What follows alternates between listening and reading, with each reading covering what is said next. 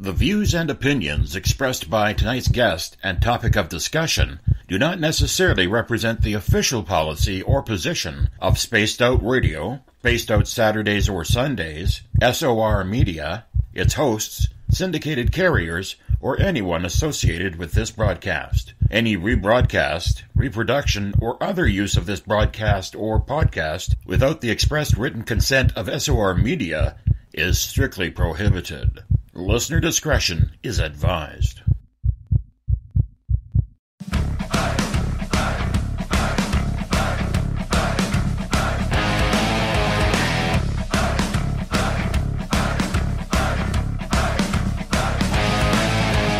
Are you experienced?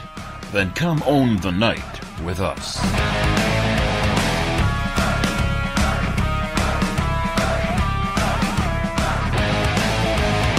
Little brother has taken control, shoveling dirt in every hole. Predators to condemn your soul, watching you and watching me.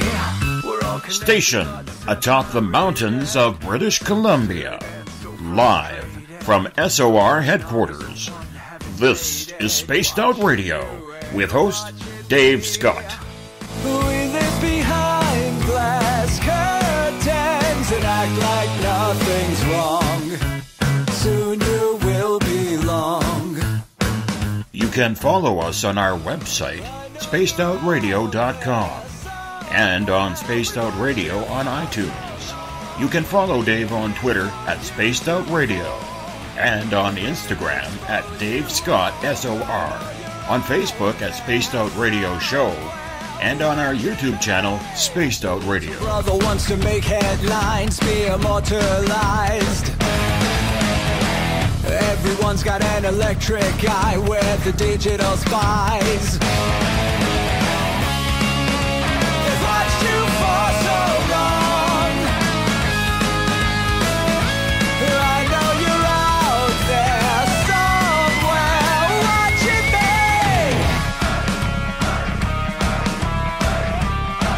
me. Buckle up, space travelers. It's time to go for a ride on Spaced Out Radio with host Dave Scott. I know you're out there somewhere. We've watched you for so long. Wait for you to fall. We'll expose you all. I know you're out there somewhere watching me. Little brother wants to make headlines, be immortalized. Everyone's got an electric eye where the digital spies. It's Friday, September 14th. Saturday, September 15th, if you're on the East Coast or across the pond. And this, my friends, is Spaced Out Radio. Hope you had a great day and night. I am your host, Dave Scott, broadcasting to you live from the Great White North, on top of the mountains of central British Columbia, right here at SOR headquarters. We are 150,000 strong nightly on the SOR radio network at Deep Talk Radio, and we welcome you to tonight's show. All of our archives are free at youtube.com/Spaced Out Radio. Just do old Davey the favor, hit that subscribe button. Our website, being tuned up right now, is spacedoutradio.com, where we have a plethora of features for you, including rocking out to Bumblefoot. We're going to have a brand new store very soon with those Team Stump t-shirts, and we can read up on the encounter online and so much more. Don't forget, you can go to questers.ca, questers.ca, click on the fall conference, get your tickets for 2 weeks from now for the first annual Caribou Paracon presented by Spaced Out Radio and the Canadian Society of Questers, September 28th through 30th. Two of our guests tonight will be appearing here. I wish the third one was as well, because he's a pretty interesting dude. One day, we got to get him up to Canada. Tonight's show is brought to you by the YouTube channel Insuho. Sebastian Martin brings high-quality messages to the masses. Go to spacedoutradio.com, click on the Insuho banner, and subscribe to the channel today. We end the week with a trifecta of paranormal researchers coming on to keep us company to talk about everything we deal with on this show. David Weatherly, who's best known for his Woodknock book series, Seattle paranormal researcher Ross Allison will join us later after his ghost tour tonight, and David Spinks, who goes out into the forest looking for strange creatures that just want to rip them and tear them apart like Dogman, maybe Mothman as well. If you got a man at the second part of your name, he's looking for you. Yeah, we're going to get a little spooky tonight. Both David and Ross will be here in 2 weeks' time speaking at the first annual Caribou Paracon, which I'm very much looking forward to meeting them. But tonight we do got a show to do, and we're going to have some fun taking your questions as well. So we're going to start off with David Spinks tonight, the lone guy, the odd man out who will not be up here in Canada, and I shake my fist at him. I know he was trying. I do know David was trying to get up here. But we're heading to Virginia to look in the forests for the weird, strange animals or whatever the hell they are. Then, since it's Friday night, we have Faux News Friday on our Encounter News section with Everett Themer at the bottom of hour number 3. David Spinks, good to have you on the show. We'll be joined by David Weatherly and Ross Allison a little bit later. What's happening, buddy? Hey, always a pleasure, Dave. Always a pleasure. Thanks for having me on. Same old stuff, man. Busy, busy, busy as usual. Absolutely. And you know what? We're just as busy here as well because, you know, we have our relaunch date of October 1st, and I'm very much looking forward to that. And it's going to be exciting times around here. It comes on the heels of the first annual Caribou Paracon. I know you were trying to get there, and you know you were trying to figure out a way to come up. But hopefully next year, my friend, we can have you on up here and be a part of it because I definitely want you here. Oh, definitely. Next year, I'm really gonna make it happen. It's just so many things. You know, we plan so far out in advance, and we have so much going on. You know, sometimes it just makes it tough to do. You just get too many things going at once and you can't swing it all. So yeah, I'm definitely disappointed I couldn't make it. I was looking forward to it, but I just can't swing it this year. So next year we'll make it happen. Absolutely, my friend. And you know, the door is open to you because we do have some Bigfoot around here that we got to look at. We got to go find them. Oh, definitely. Definitely. You know, one of the things that I have learned from this area, and I've heard it from a number of people, started off with a good friend of mine, Mike, okay, and then it kind of elevated from there, is a lot of the logging crews around here, they kind of have this unwritten rule that when they run into structures or footprints of Bigfoot, to just shut up about it. Shut up about it because they don't want to bring any attention whatsoever to any type of potential creature out there. When it comes to what you have researched, whether it's Bigfoot or Dogman, do you find that secrecy down in your part of the United States as well? Oh, absolutely. You know, loggers and many different types of people that have different various jobs, you know, coal miners and the whole 9 yards, they all have superstitions. And you know, a lot of them know some of the folklore associated when they come across structures like that, you know, and they know it's like almost a taboo. You know, you don't mess with them. You just circumvent them, go around them because they don't want to bring any kind of bad juju toward themselves, if you know what I mean, you know, because if you go back to Native American lore and whatnot, you know, the Bigfoot are said to be keepers of the forest, protectors of the forest, and they're very territorial, you know, in some aspects, in my opinion, because of my personal experiences. And I think that when you go in there and you're disrespecting things and you're tearing things up, you know, you may be in for a rude awakening. Why the secret? Is it job protection? Is it a company policy, what you're hearing? No, I've never heard anything likened to a company policy, but there's numerous aspects to that. You know, number one, if they go public with what they're finding in the woods and whatnot, you know, you're going to have a whole plethora of investigators, researchers, news crews, the whole 9 yards, running in there, getting in the way, possibly, you know, stopping them from logging or whatnot. And, you know, that would be one aspect. And the other aspect would be not to bring any bad karma on yourself, if you will.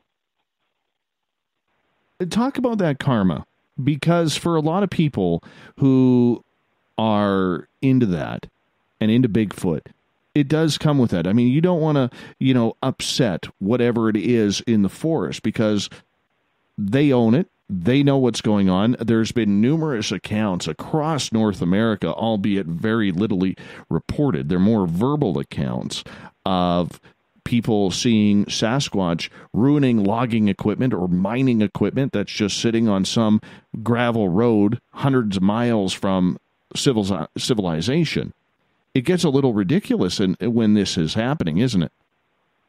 Oh, absolutely. If you go back to, like I said, the Native American lore, they are akin to keepers of the forest, protectors of the woods, and you go in there and you start tearing stuff up, and they're almost likened to an elemental of some sort. And when you go in there, these companies go in and they just clear cut the woods, and tear things up. The Bigfoot or the Sasquatch, whatever name you want to call it, because it goes by many names, they don't like it.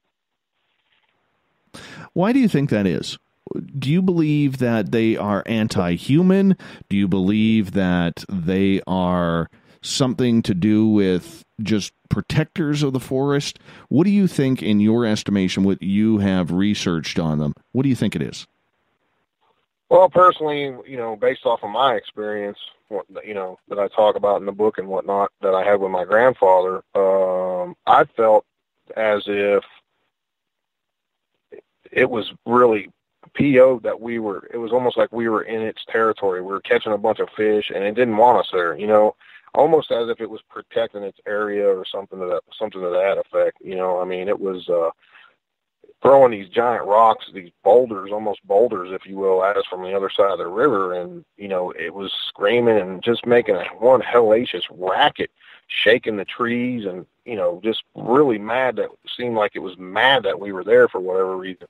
And this is a spot that we had gone to for years, and never had anything remotely strange happen, and then that one particular time, wham, here it is. And I'm, shaking in my boots as a young man, because I'm seeing this gigantic, hairy creature throwing these giant rocks at us and just making one hellacious racket. And then my grandfather, who's a World War II veteran, stormed the beaches at Normandy in the second wave. The guy wasn't scared of anything, runs to the tent, grabs his old single-shot shotgun and starts cracking off rounds at this thing, and comes running to me and says, "We're getting out of here, boy. That's not of God." Throws me in the truck with one arm, and we peel out of there, almost tearing the truck apart, bottoming out in the big potholes on the old dirt road, going in and out of that place. And it was, like I said, I've talked about it before. It changed my life, and it's why I do what I do today. Now, it was a living, breathing creature, what I saw. Whether, there's many different theories that it's some kind of, some kind of interdimensional being. It's some kind of elemental, if you follow the Native American traditions and whatnot, protector of the woods. I don't know. I really can't form any other opinions other than I felt that it was really mad that we were in that area for whatever reason. And when Grandpa, because I think we all had very, very strong grandfathers back then, because they were big, strong, natural, from farming or doing whatever they did. When Grandpa threw you in the vehicle, you got in.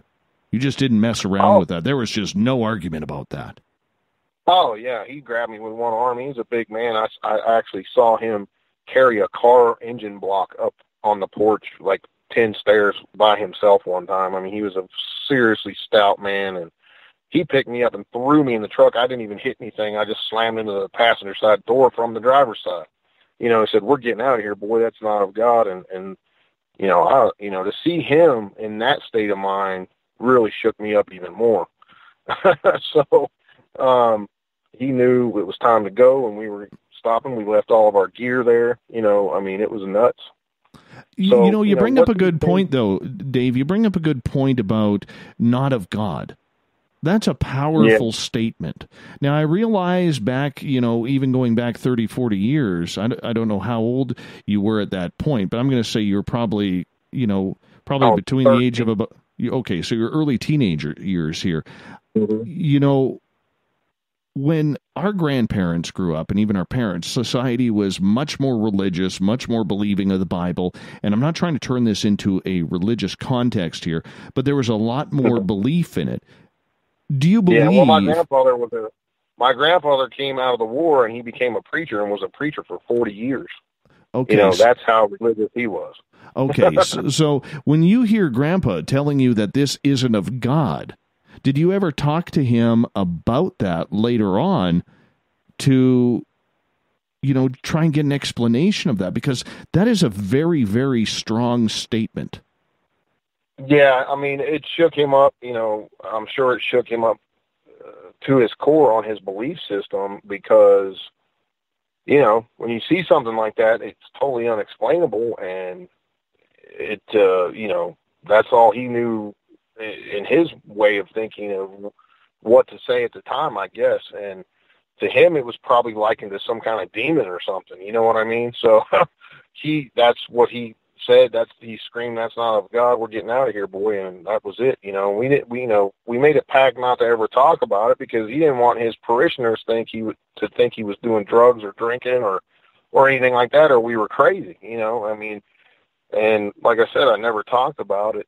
Except for a few close personal friends over the years until he died a couple of years ago. So, I made a promise to him, and we never talked about it, but I found out later that he actually told my uncle like 25 years after the fact. And he came to my uncle and said, I got to get this off my chest in case something happens to me. I want someone else to know what me and David saw that day.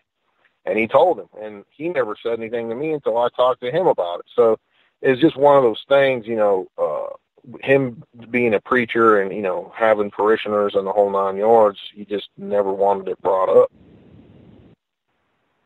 Why do you think that he didn't want it brought up? Did he not want people to think that he had experienced something that he couldn't explain, that it may have hurt his credibility as a preacher, or is it something more than that? Well, I think it's a little bit of that, of course. People, like you said earlier, people, when we were younger, people had a lot stronger religious background. They were brought up a lot different than we were, as far as, the 70s and 80s and stuff like that, 60s, things started changing. But the older folks, they were pretty hard set in their beliefs. And especially here, I live in the Bible Belt of the country, part of the Bible Belt, and folks are still religious, and you still will get ridiculed by some of them when you talk about this stuff. It's just the way it is. It's different cultural backgrounds and whatnot. But, if you go out spouting, "Hey, I saw a large hairy creature throwing rocks at me," there's going to be some people that just don't believe it, refuse to believe it, and they're going to ridicule you. That's just the name of the game when it comes to the paranormal in general. Mm-hmm. No, I can see that. I can believe that. So when you got into this field, what did your grandfather say when you told him you were going out looking for Bigfoot or Dogman? Did you ever talk to him about that? A little bit. He didn't know the extent that I was doing this stuff because I started doing, and the thing with me was my stepdad and my mom, we actually lived in New Mexico at the time because he was in the Air Force and we were stationed out there. So I only got to spend the summers with both sets of my grandparents here in West Virginia and my dad. So I would come here, come home in the summers, spend time with all of them and sometimes during hunting season. And then I moved back here after I graduated high school. So I spent a lot of time away from my grandfather that I had experience with, except for in the summer. So he started later on in years, when I moved back here, he started noticing the things on my Facebook and stuff like that. And he said, "What are you doing? Are you messing with demons, boy?" Stuff like that. He still had that mentality of, don't mess with that stuff. It's, you're messing with demons and negative stuff that can affect you negatively and that kind of thing. So I just kind of kept it away from him as much as possible. Mm-hmm. Mm-hmm. I can see that. And he's going to worry for his grandson. Yeah. He's going to worry. Yeah. But at any time, whether it's Bigfoot, whether it's Dogman, since that moment that you had with him, did you ever experience anything evil or not of God from one of these creatures? I can't really say with a creature because the only time I ever saw any kind of creature was that one time.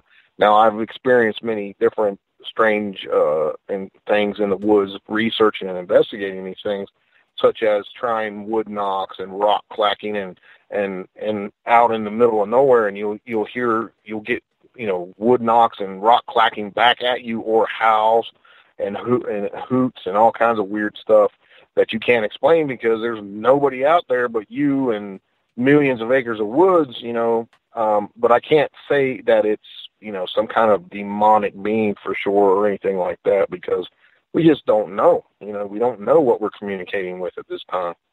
Mm-hmm. I understand that.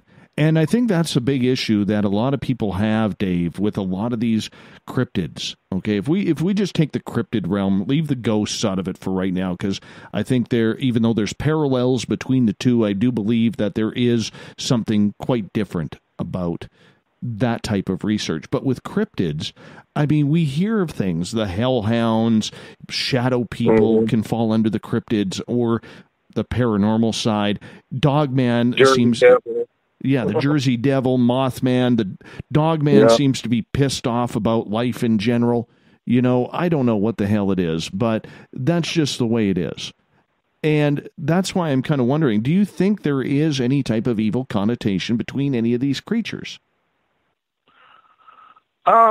I say there's definitely a possibility of something to that effect. You hear that if you know the story of the Jersey Devil and whatnot, it's some kind of witchcraft, evil being that was conjured or whatever, or there's different takes on it. But and there's all kinds of, if you look at a Dogman, if you follow the whole werewolf type scenario, that's said to be some type of satanic curse or whatever. There's different aspects of that whole lore too, So, and there's many different theories out there on some of these creatures that they are demonic in nature. But I can't say for sure because I take everything with a grain of salt, and until I have evidence of such things, I'm not going to say, yeah, definitely. You can't do that as a researcher and an investigator. Mm-hmm. Do you think the field is too closed-minded when it comes to things like that? Yeah, I think people need to have an open mind. Years ago, if you couldn't say that you investigated everything. It was like the Bigfoot world was separate, the UFO world was separate, and the haunting and paranormal aspects were separate. If you went to, say, a Bigfoot conference and you were talking about how you investigate everything, you would almost be shunned. Same with UFO and Bigfoot research together as well. I think it's made some strides in that aspect recently, and going back to the demonic aspect, if you follow the Bible, and it talks about the Nephilim, where angels came down and mated with human women and had these giants, and that they were really, really nasty creatures, these offspring of the angels and the human women. And that is said why, one of the reasons the Great Flood happened, that God wanted to wipe these creatures off the earth. Now, what's really creepy about that is over the years, they found thousands of giant skeletons all over the world. A lot of them right here in West Virginia. We have the great mound builders here in West Virginia, and they found literally hundreds of giant skeletons buried all throughout the state and the surrounding states as well. So is that some liken to maybe a possible offspring, of these angels and human women? Is it some skeleton of a Bigfoot? Do we know? I don't know. Some were said to have 2 rows of teeth. So, there's all kinds of hints of truth to these things out there if you just open your mind and you do the research and you read.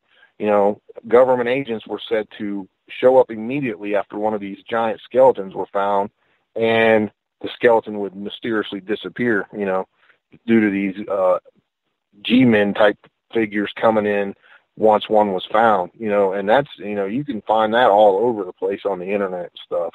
And I've seen the mounds. I've investigated around this state, investigating some of these things, and talked to archaeologists, and they said, yeah, it was almost immediately that these government agents would come in. Some say they work with the Smithsonian, and some think they were just trying to cover up history. So that's some spooky stuff right there as well. A lot of researchers today don't look at the history side of Bigfoot outside of the Patterson-Gimlin film, or even Dogman the last 20, 30 years. All right? And they refuse to look into any type of First Nations type research.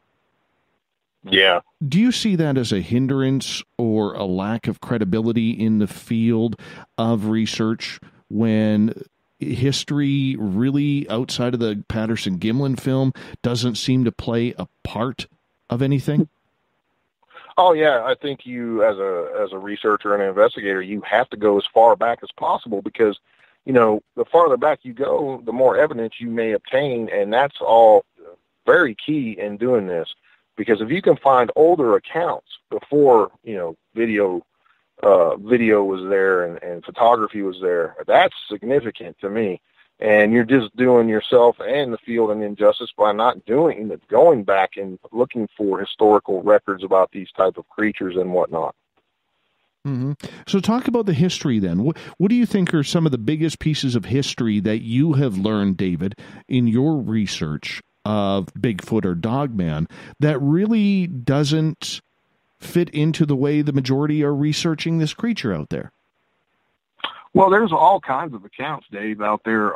Like I said, if you just look at the aspect of all the giant skeletons that were found, 2 rows of teeth, some didn't have 2 rows.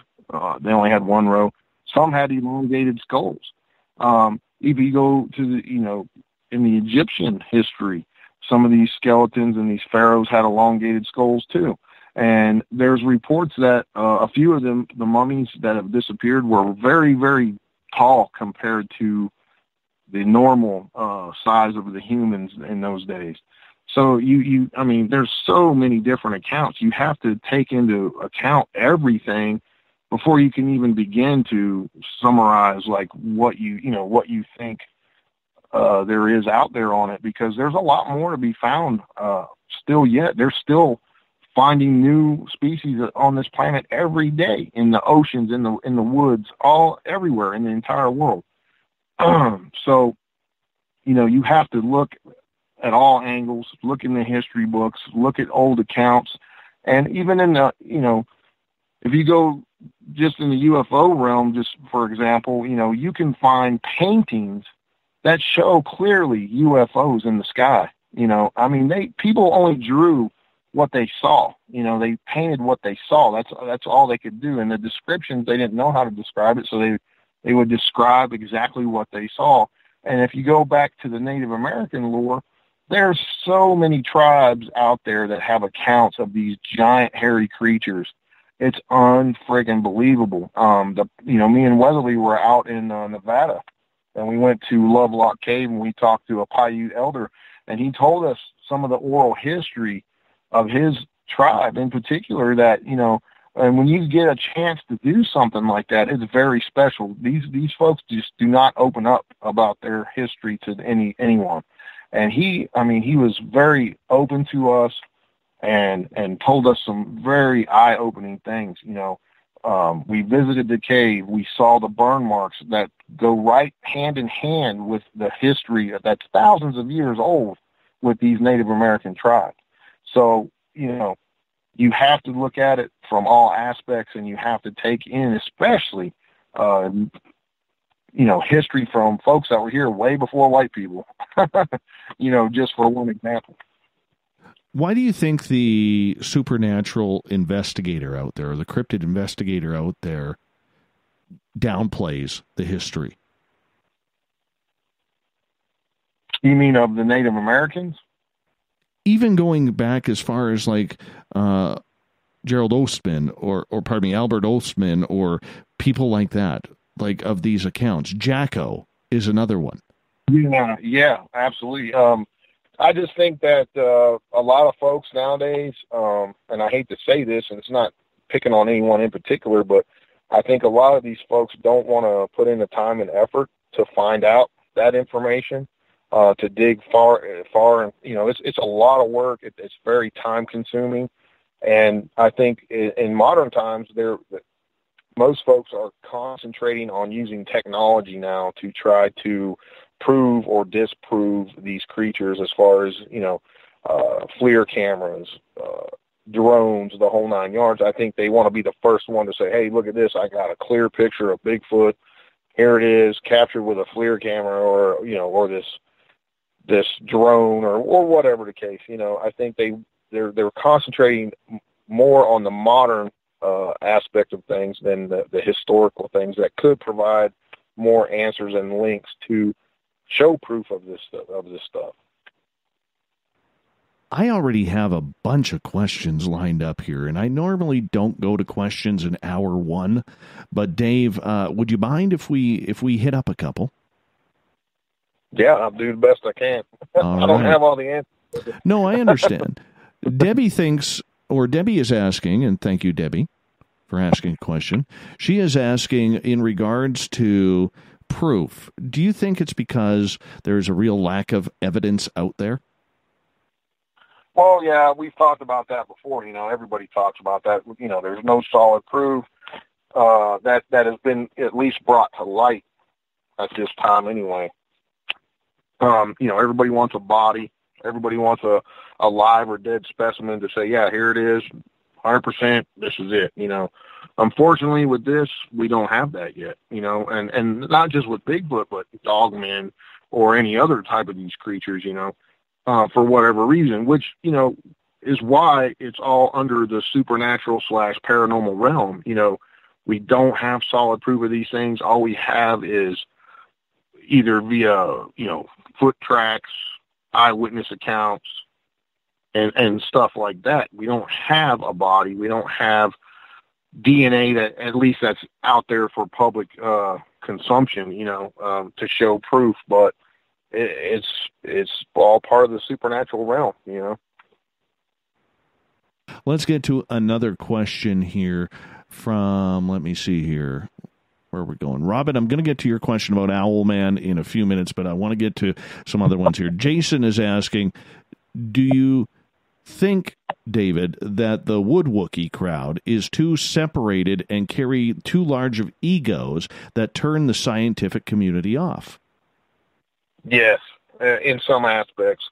The downside of it is, number one, TV. Because everybody thinks they want to get a TV show and you know, be the man or whatever, and be the main head honcho that, he's the most well-known guy in the world on this subject matter, which the truth is there is, there's so many different people, so many different players out there. Instead of working together, people backstab people. You know, if anyone captures something, they immediately go to discredit that person, or, you know, stab them in the back, or whatever the case. And of course, because there is some people out there that are just, they're putting out stuff that just is ridiculous. You know, they're saying, you know, there's a new movie out recently that it was clearly FX, special effects, makeup job of supposed Bigfoots in the forest. You know, I mean, unfortunately, you're going to have that stuff, and that's the downfall of the whole entire field, whether it be UFOs, Bigfoots, and hauntings, cryptids, or what have you. There's all these people that are, I would call them weekend warriors, that are saying there's something they're not. You know, they go out, they spend a couple of hours in a location investigating, and that's it. You know, they're not putting in the real time, the effort to research the history and the whole 9 yards that goes with it all. I mean, it's very, very time consuming. You know, there's very few people out there that really do this full time, you know, so, but they all think they weren't getting a TV show. You know, that's the downfall of a lot of it. And that, before I get to more questions, that actually brings up a good point in regards to David Weatherly. All right, David's going to be on here in just a few minutes, but I want to ask you about him. David is one of those researchers whom you've been able to become very good friends and research partners with. And yet he is someone who, like a John Tenney or a Nick Redfern, there are very few people who actually will trust what the person says. And David seems to have that ability where, you know, everybody seems to trust his research. They know he's not there to play games. He's not there to make up stories or you know, use his opinion as scientific fact. What makes David Weatherly such a generational speaker on behalf of everything that is weird and strange?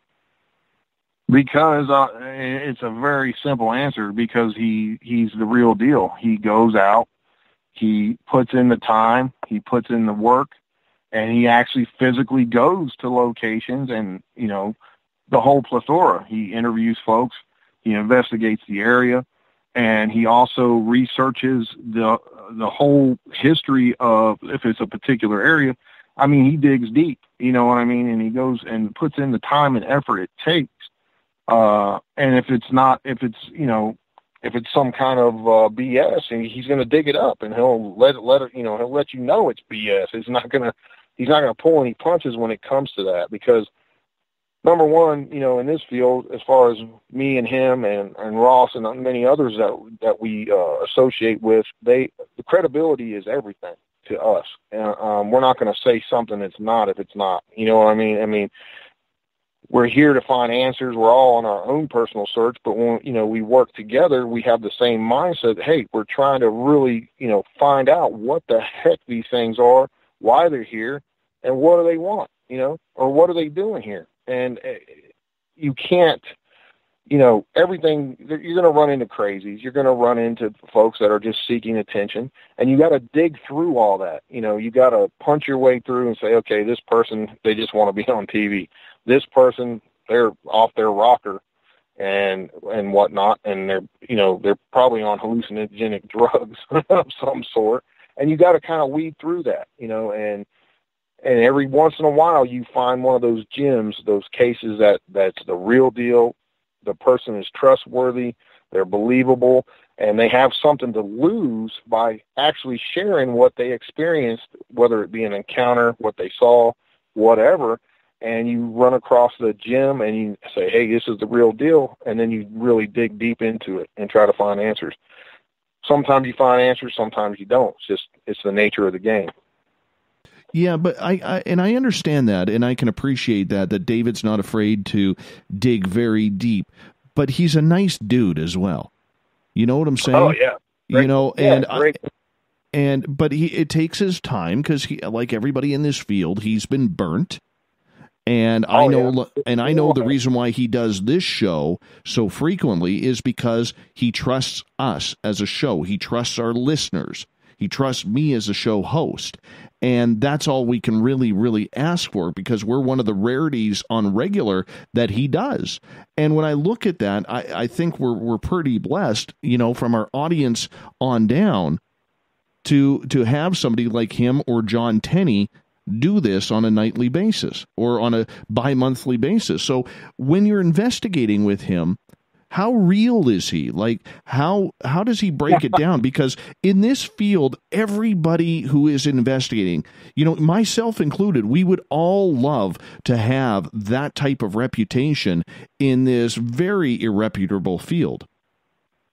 Yeah, I mean, like I said, you know, he is I've been doing this a long time too, Dave, and when I have answers, guess who I go to? Weatherly, you know, because they in our small circles, they call him the encyclopedia of the paranormal. The dude knows, I mean, he is so knowledgeable and has put in so many years of extensive research and investigations. When I have questions, I go to him and you know, say, hey, what's your take on this? And sometimes I'm totally off what my thinking was, and he'll say, no, it's actually this, and here's where you can find that information. He not only will tell me, but he will show me where I can find the information for myself, so I can see, you know, it's the real deal, because he's been there, done that. So it's so awesome to be able to work with a guy that's that knowledgeable in so many different aspects of the supernatural and paranormal realm. I mean, it's a real honor for me. I'm so happy that we became really good friends, and we investigate all the time together now. So we have the same mindset in a lot of ways, and we feed off of each other. So, you know, it's a win-win, and I'm lucky enough to be able to pull his knowledge base when I need it. You know, it's a great thing for me. Yeah, and you know, I am very thankful that next week I get to meet him. Or in 2 weeks' time, I get to meet them, and they're coming. Ross and David are coming up early, and Grant Cameron is as well. And you know, I'm going to take him on a little bit of a tour. We're going to get up early. We're going to head up and visit Mandy the Haunted Doll, and then we are going to go from there. We're going to drive up to Barkerville, and then we got to race back 3 hours to get back to my house, so that way we can, I can get on the air that night for the show. So, you know, we got a lot of really, really tight timelines, but, you know, I wish you were here, man, because it's going to be a lot of fun at the first annual Caribou Paracon. And I you know, I feel bad here because I feel like I'm almost rubbing it in. It's all good, man. I'll get there next year with you guys. For sure. For sure. But in regards to the questions from the audience, we're going to continue those because I just wanted to get your opinion of David for our audience because I've never asked that. He comes on this show and I'm just so giddy and enthralled when he's on. I always forget to ask him. But anyways, Adnome has a good question here, and he is asking, does your religious belief, David, change what you may believe when researching, or is that set aside while researching anything that could be possible?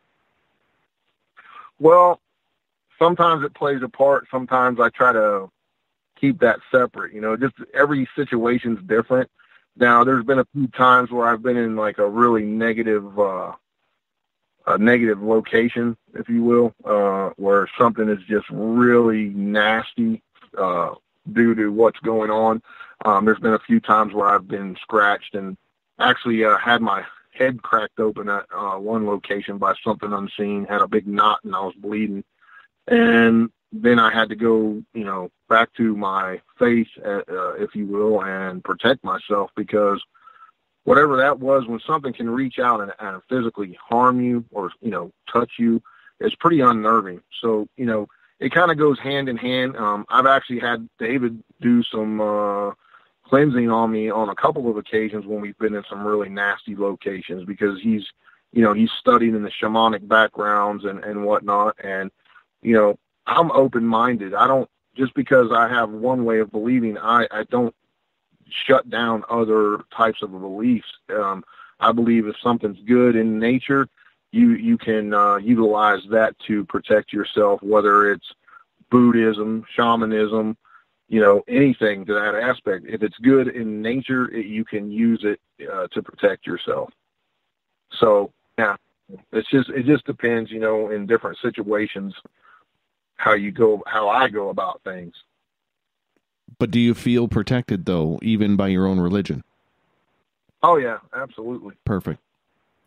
Yes. Renee is asking, what are you currently or will be currently investigating with the Society of the Supernatural?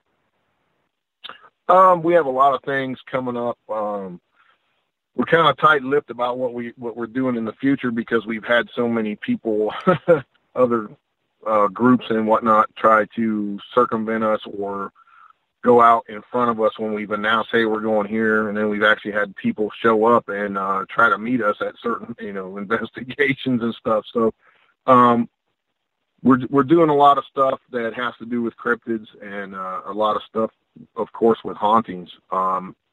So that's really all I can say. I don't want to put out there ahead of time what we're doing, because, like I said, we ran into a lot of different situations where our investigations have actually been messed up because people have showed up, you know, and tried to meet us or investigate with us and all kinds of crazy stuff. And when you're, say, filming, whether it's for maybe a television pilot, documentary, or something, you really do need that silence. Yeah, that, and we also, you know, of course, we film everything we do because we want to capture, we're attempting to capture something on video, you know. Of course, you know, you want that evidence, you know, so we film everything we do, of course, so. Mm-hmm. Mm-hmm. All right, let's move on to another question here. You know, we have a big debate around here the last few weeks, Dave. You know, in Close Encounters of the Third Kind, where Devil's Tower, where the aliens land. Yes. We're having a big debate here, and this leads to Jason's question. Are you on Team Rock or Team Stump? I'm a Team Stump kind of guy. I think it was a giant tree. This is the important stuff we break on Spaced Out Radio. This is important. I don't know, man. I'm not going to go there. Come on. You're a Team Stump guy. That's why you don't want to admit it. More than likely, yeah. Ah, yes, we have a winner here. I'm like holding my hands up in victory right now. Yes. Yes, we got Dave Spinks on Team Stump. That is absolutely awesome. Absolutely awesome. What do you make of, let me ask you a question, Dave. Sure. What do you make of this whole observatory in New Mexico getting shut down? You know what? A good friend of mine, Johnny Enoch, who helped me start this show, he posted, and let me bring it up here. He posted on his Facebook that apparently not only that observatory, but a couple of others actually picked up some sort of mothership UFO in the sun. And I am, the reality in me basically says, okay, they were probably hacked. Why they would hack, I have no idea. All right, maybe to turn the observatories to maybe pick up satellites a little bit clearer. Who knows? Could be a little bit of anything. But and I said this to Amy Martin. We were talking about it. She's like, I think they were hacked. I said, I got way too much tinfoil on. I really do believe that they picked something up in the sky. And that is just a little bit interesting. Yeah. Yeah, I mean, it makes sense if they were hacked to bring in all the agents and stuff. But what doesn't make sense to me is how come the local authorities weren't notified, the townspeople? Something, it seemed to me that more was going on than really meets the eye there. There's something definitely going down there. Yeah, I would totally agree with you on that. It is amazing and weird on how that's gone, because it's almost turned into an area of national security. Yeah. Yeah, and, even if they were hacked, I mean, what purpose would it be for hackers to hack unless they're trying to get a look at our satellite somehow or see what we've got out there? But still, to respond like the way the government did and just rushing people out of there, shutting the whole town. They actually evacuated that whole town temporarily. That doesn't make sense to me. And at first they were saying it was like a meteor leak or something like that. I'm not meteor. A mercury leak.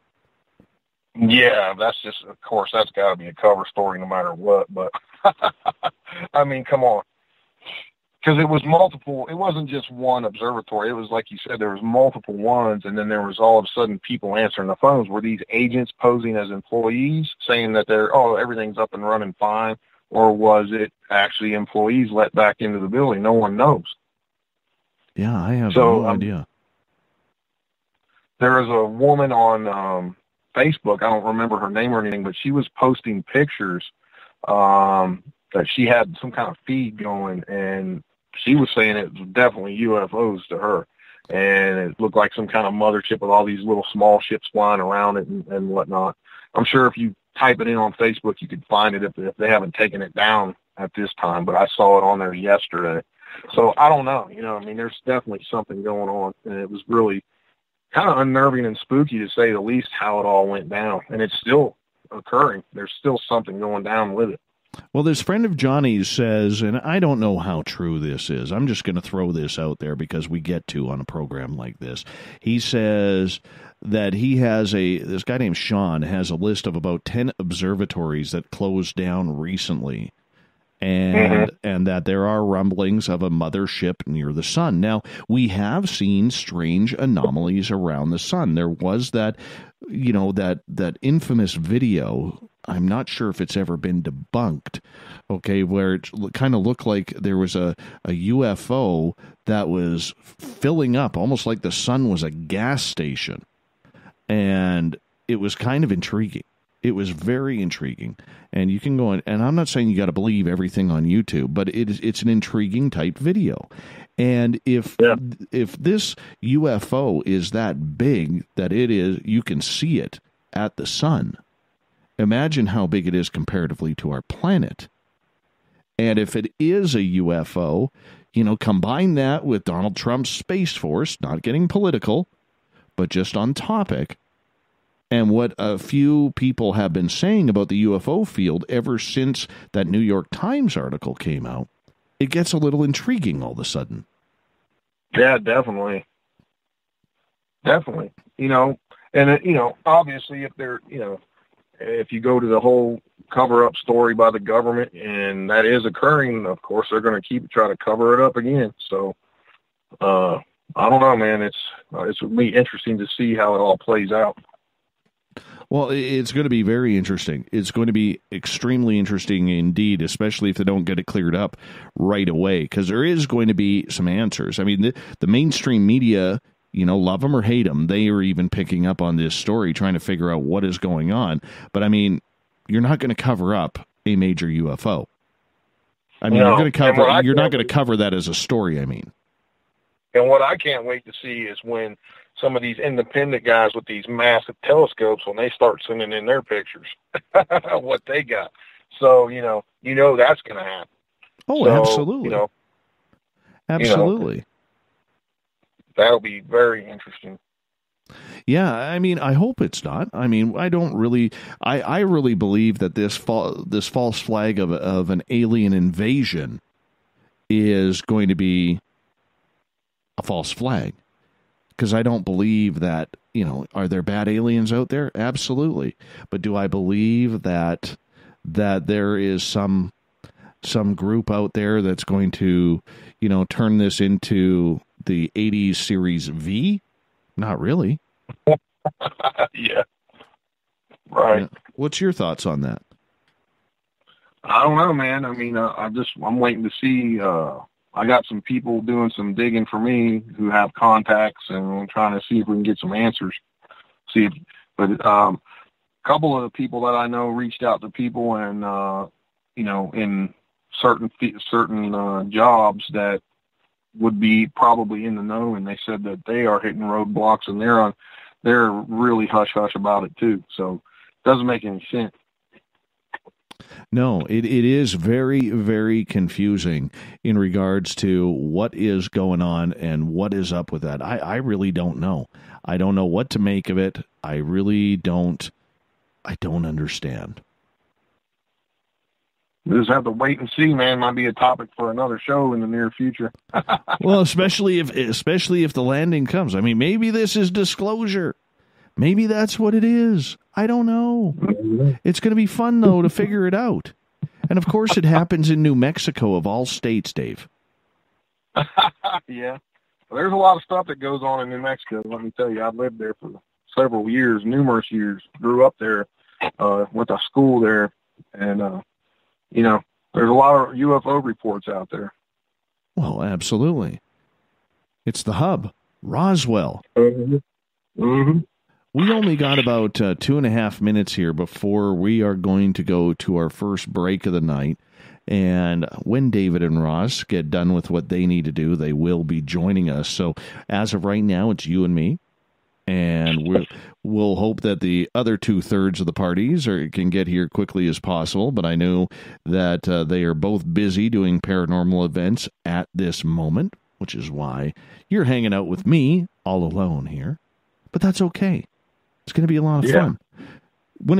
I want to hit you up about UFOs and Bigfoot for a second. There are a number of people who have claimed that they have seen Bigfoot or Dogman on UFOs when they have been abducted. Do you buy that whole theory, or do you think that's just a little too free range?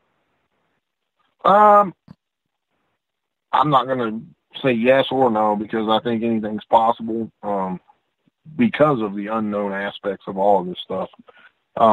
There's people out there that believe that Bigfoot are placed here by alien beings for whatever reason, and there's been numerous reports over the years of people seeing a UFO and then shortly after seeing a Bigfoot, or some have even said they saw a Bigfoot type creature come out of a UFO. So, you know, can't say yay, can't say nay. I mean, it's just, you know, one of those things. There's numerous reports out there of that type of activity going on. All right. Well, you know what? I just got a note from David Spinks. David Weatherly. He is going to be good to go after the break. And, you know, that's going to be good. The whole UFO theory about Bigfoot, if Sasquatch is here, why wouldn't they want to study them? I'm not sure if I buy into the whole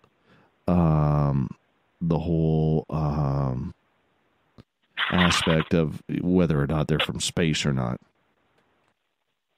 Right. Me either. I've just read some of the reports and the eyewitness claims. I mean, it is what it is, you know. I mean, until someone gets a picture of it, it is what it is, like anything else.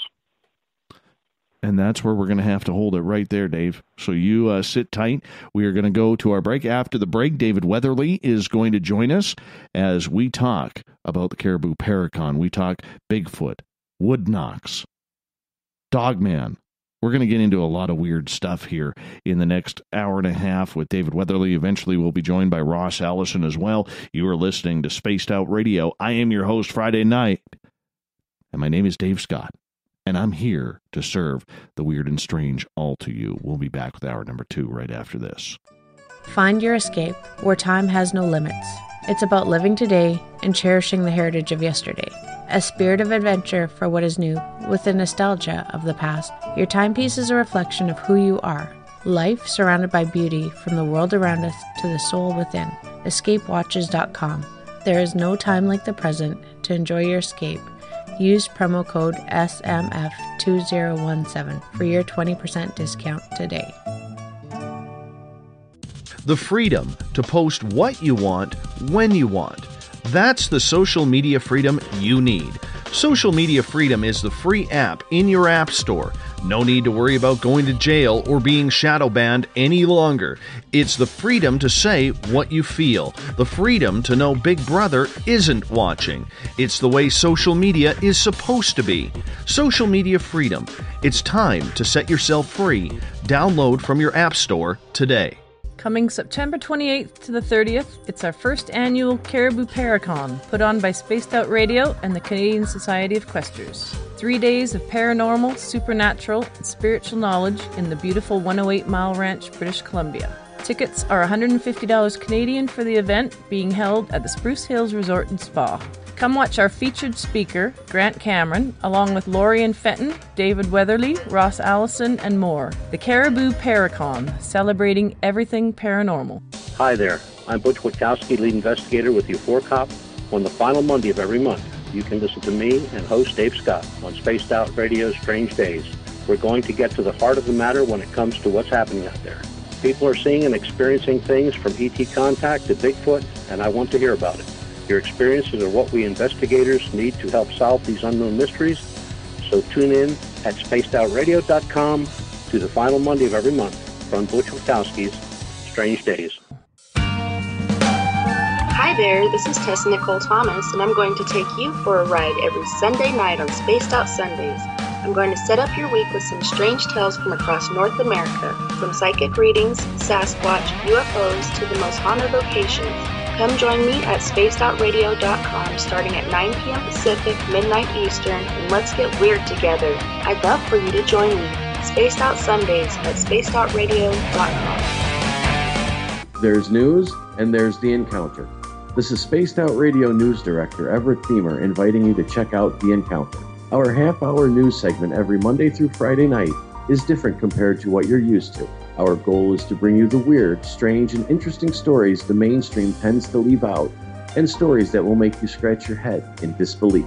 The Encounter can also be found at spacedoutradio.com and on our Facebook page, SOR The Encounter. Come give us a read.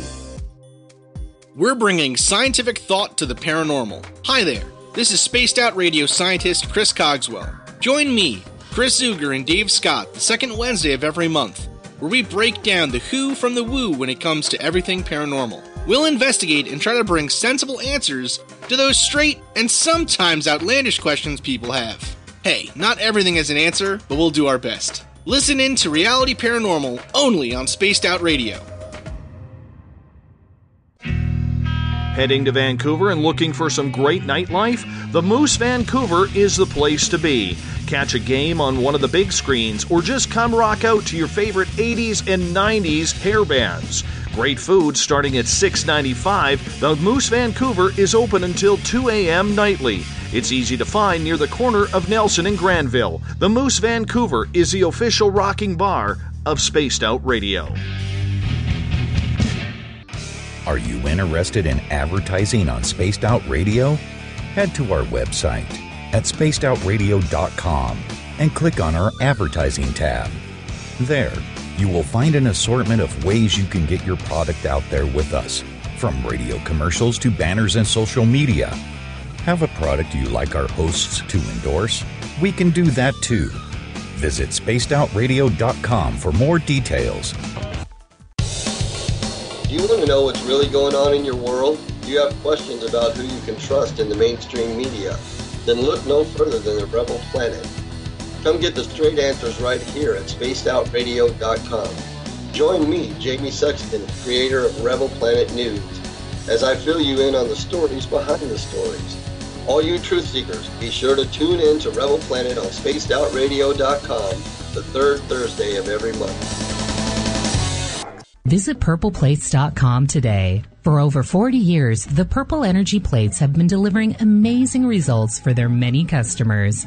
Inspired by the great genius Nikola Tesla, the harmony, healing, and energetic effects of the plates have proven over and over to be beneficial and often miraculous to thousands of customers.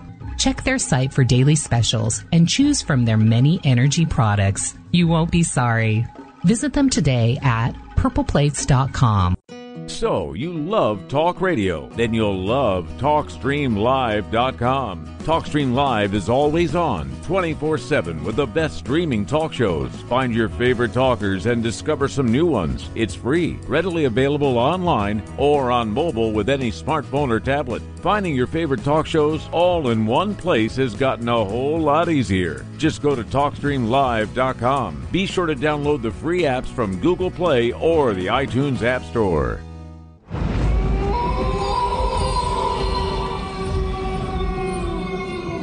Hey, this is Canadian Paranormal Investigator Mike Moore. The third Wednesday of every month, I'll be teaming up with Dave Scott to bring you Ghosts of the Great White North. Each month, we will bring on guests from across Canada to discuss their ghostly encounters. Canada is a paranormal hotbed with stories you've never heard, so we're going to bring them to you. So get comfy on your Chesterfield, grab a donut, and join us, eh?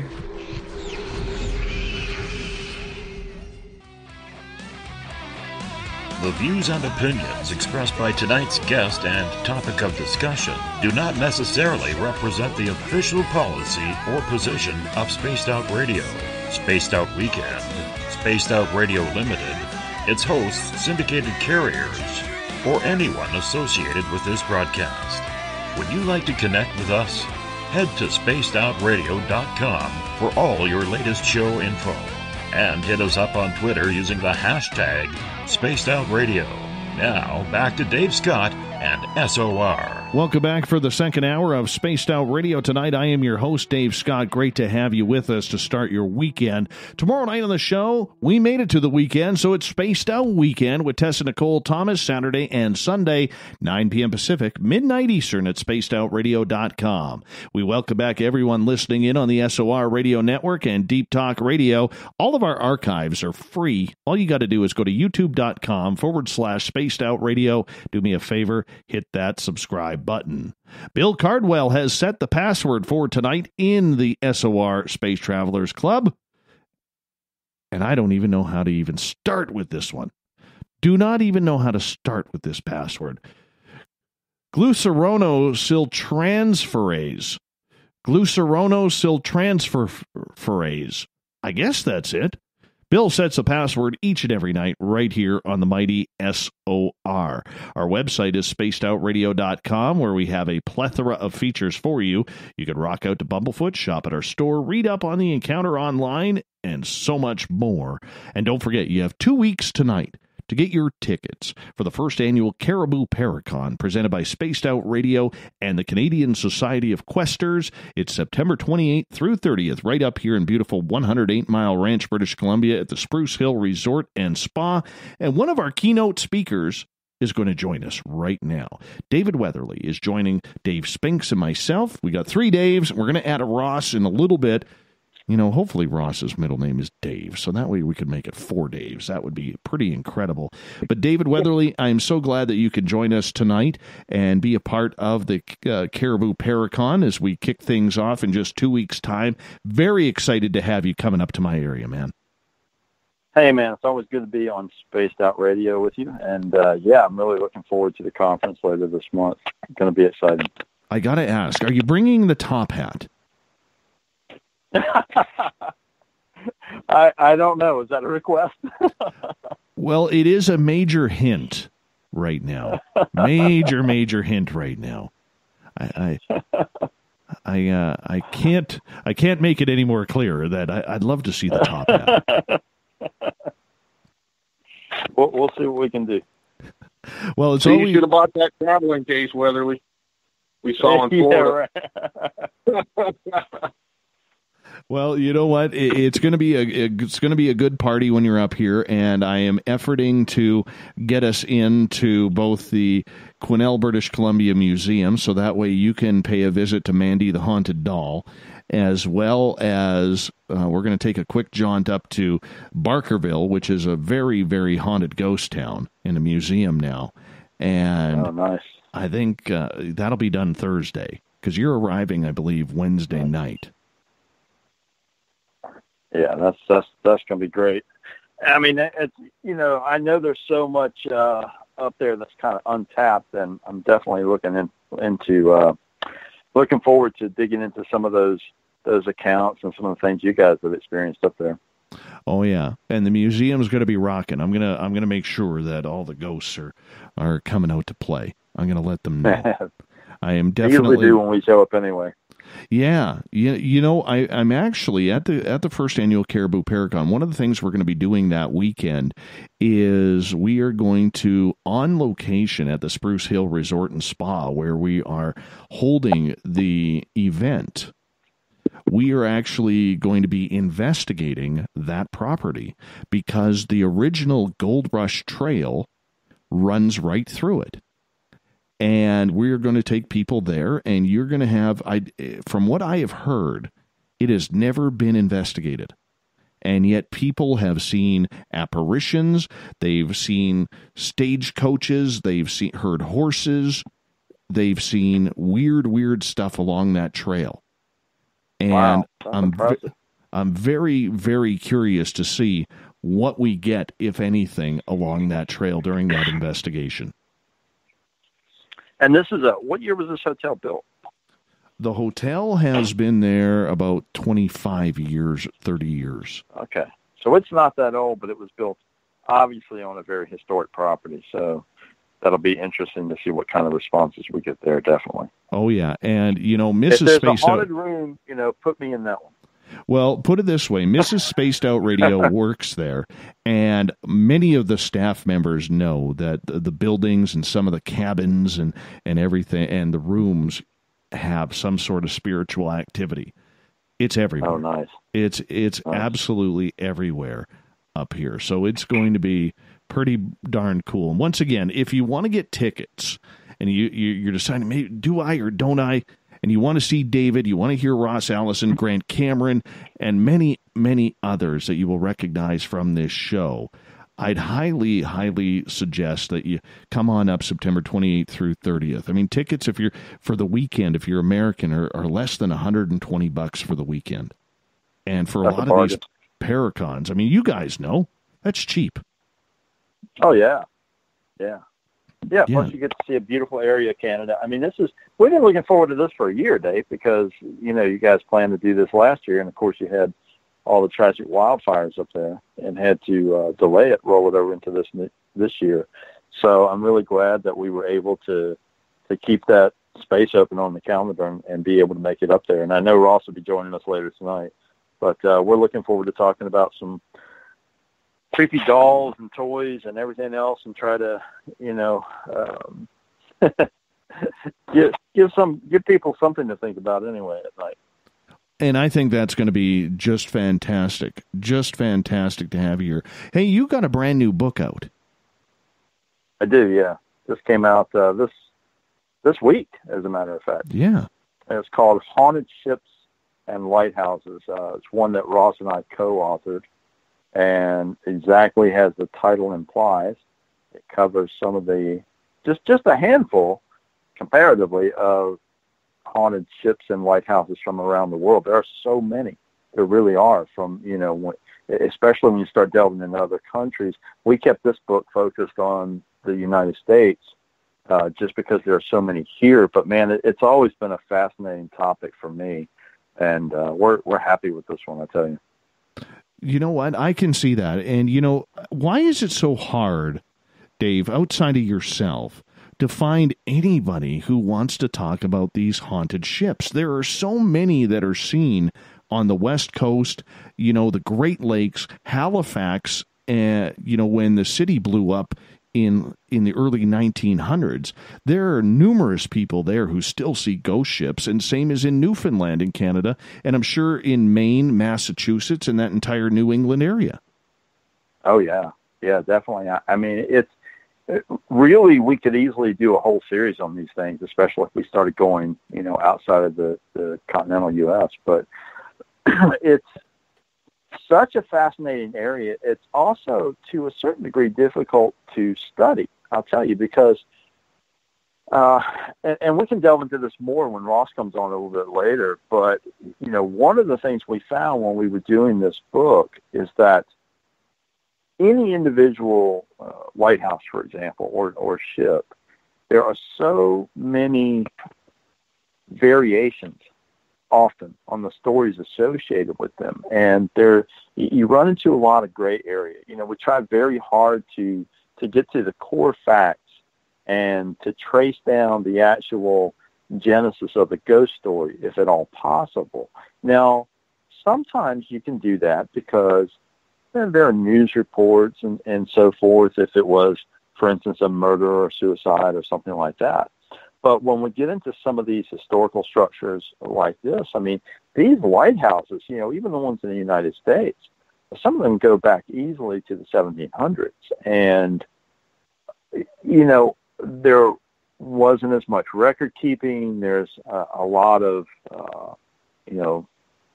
fogginess when it comes to the actual folklore associated with the ghost that's there. And then you get into these different variations on, well, this happened and this happened. And the same thing is true for these ghost ships, And I grew up, a lot of people don't realize, I'm so often associated with the Southwest, but I actually grew up in North Carolina. And I spent a lot of time in my younger days on the Outer Banks, the North Carolina coast.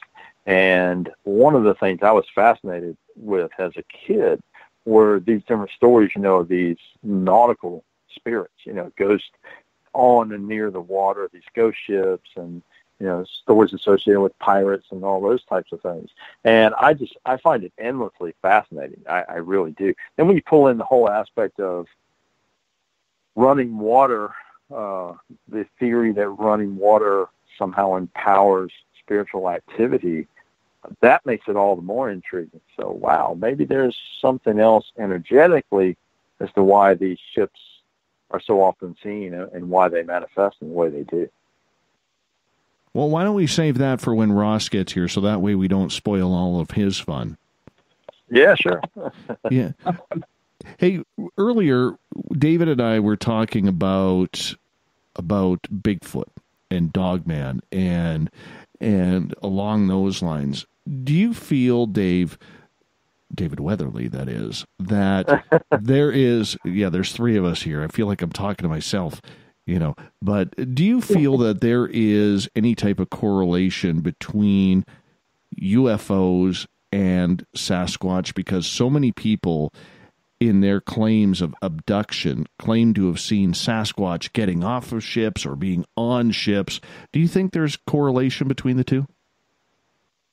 Well, that's kind of a fascinating area, and it obviously it's a can of worms very often when this topic comes up, because that is something that is guaranteed to get the traditional ufologists and the traditional cryptozoologists really jacked up. Not as much so in recent years, but traditionally it always has been. The reason being that, in the old days, everybody wanted to segregate the phenomena.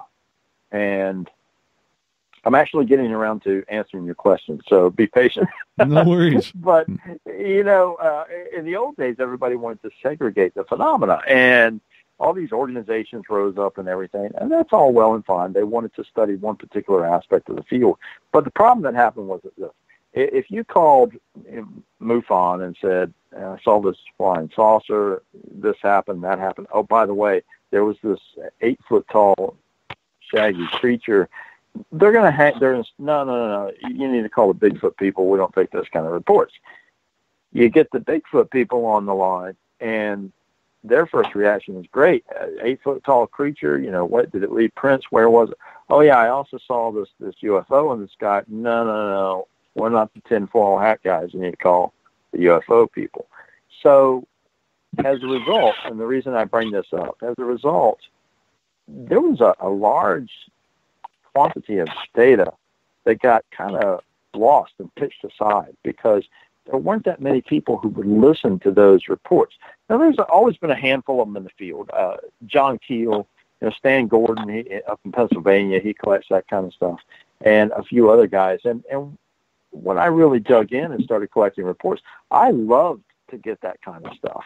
And the thing is that you can't automatically assume, I never say, okay, well, UFOs are flying around dropping off Bigfoot all over the country. I'm not saying that at all. What I'm saying is it's very intriguing to me that there are a percentage of people that report this phenomena, and they report more than one type of phenomena at the same time.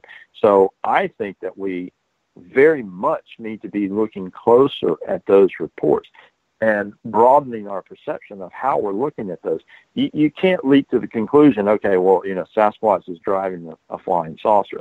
No, we're not saying that. What we're saying is, here's a fascinating area geographically or for whatever reason where there are these layers of reports. And yeah, there are a lot of people actually who report seeing both at the same time. I don't have an answer for it, unfortunately, but I think it's something that bears a much closer look, to be sure. Mm-hmm. I find it interesting, though, because so many people in this investigative field are quick to dismiss it, as well as dismiss anything in this field. And yet, as I was, both Dave and I took the time to kind of be a little braggadocious about our relationship with you and the type of investigator you are and why you get credibility. I mean, you're someone who doesn't cast aside any of these types of reports. You're somebody who goes after them, and you still maintain a real respect within the community because of that. So why is it that so many people, David, who would love to be in your position or John Tenney's position, refuse to even look at these subjects? They believe it's almost beneath them, whereas somebody like you or John are like, well, let's investigate it. What's it going to hurt to investigate? Oh, I think there are several answers to that. I think that, one relates back to what I was saying a few moments ago, is that this precedent was set to sort of segregate phenomena. And that really unfolded over the course of a lot of years. Beyond that, I think that there is also a certain perception that was created within people's consciousness, maybe partially artificially, partially by media influence or whatnot. But I think that certain parameters were set in the consciousness of a lot of people who ended up getting into this field. But yet, for whatever reason, they had a very restricted idea on, how things should be. The real problem is they're going in with assumed answers to a certain degree. And I think that is sheer folly. An example of that is that there are a large percentage of people who go into investigating UFOs under the assumption that aliens are 4 foot tall, skinny, gray things with big heads. And really, if you go through extensively through UFO lore, going back as far as we can go, the variety of descriptions of, quote, aliens is mind-bending. It really is. And, I mean, even beyond, you go back to, of course, the 50s, the contactee era, you had the Nordics, the tall, blonde, very beautiful aliens who purportedly were coming down and making contact. And then, slipping in and out here and there, you've had some accounts of the reptilians. But really, Communion was kind of a turning point in the 80s when Streeper put that book out and that iconic cover of that gray alien. Between that and between the work of people like Bud Hopkins doing regression therapy and collecting all these accounts, it really sort of streamlined the whole idea within ufology that, most of the aliens are these grays. Now, again, this has shifted a little bit again in recent years because people are looking beyond that once again. But the dominant assumption is still, aliens are these little gray creatures. Well, we don't really know that. Yeah, people have had encounters with them. But, there's a lot of people who've had encounters with reptilians and, a wide range of other strange creatures that appear to be connected to UFOs. So I think that, using that as an example, I think that even people who try to be open-minded going into this field, they say they're attempting to approach things in an open-minded fashion, and to a certain degree they are, but they're also going in with a set of presumed ideas and concepts that maybe they're not even conscious of. So I think that sometimes closes some investigators down to listening to, a wider range of potentials and possibilities. My entire foundation when I got into this field was based on an interest in a wide range of phenomena, and early influences of mine, that's how they approach things. So I've always prided myself on trying to take a very holistic approach to how I look at these things, because, man, the world is just full of mysteries. Everything from Sasquatch to psychic phenomena and everything in between. So I think that one of the most fascinating aspects is looking at the interconnectedness of all that. And some of that sort of defaults back to my shamanic training over the years, because native cultures, they take a very open view to all of these types of things. It's just accepted that, it all exists and it's all out there. David, would you agree? David Spinks, that is. Would you agree with that there, that there should be more investigation into the correlation of everything? Absolutely. I mean, we've talked about that before. It all, me and Weatherly are the same mindset on this. It all interconnects somehow. It's all synchronicity. It all comes full circle in some aspects. So, yeah, you have to have an open mind and look at all aspects of all of this stuff. Right. I got a question coming in from Mr. UFOs on our chat room here, and he is asking, how come Bigfoot kills aren't all over the place, since they would have to eat a big amount of food? David Weatherly, would you like to take that one first? Bigfoot kills? Like, say they go after a deer. They go after a deer or a raccoon or something to eat.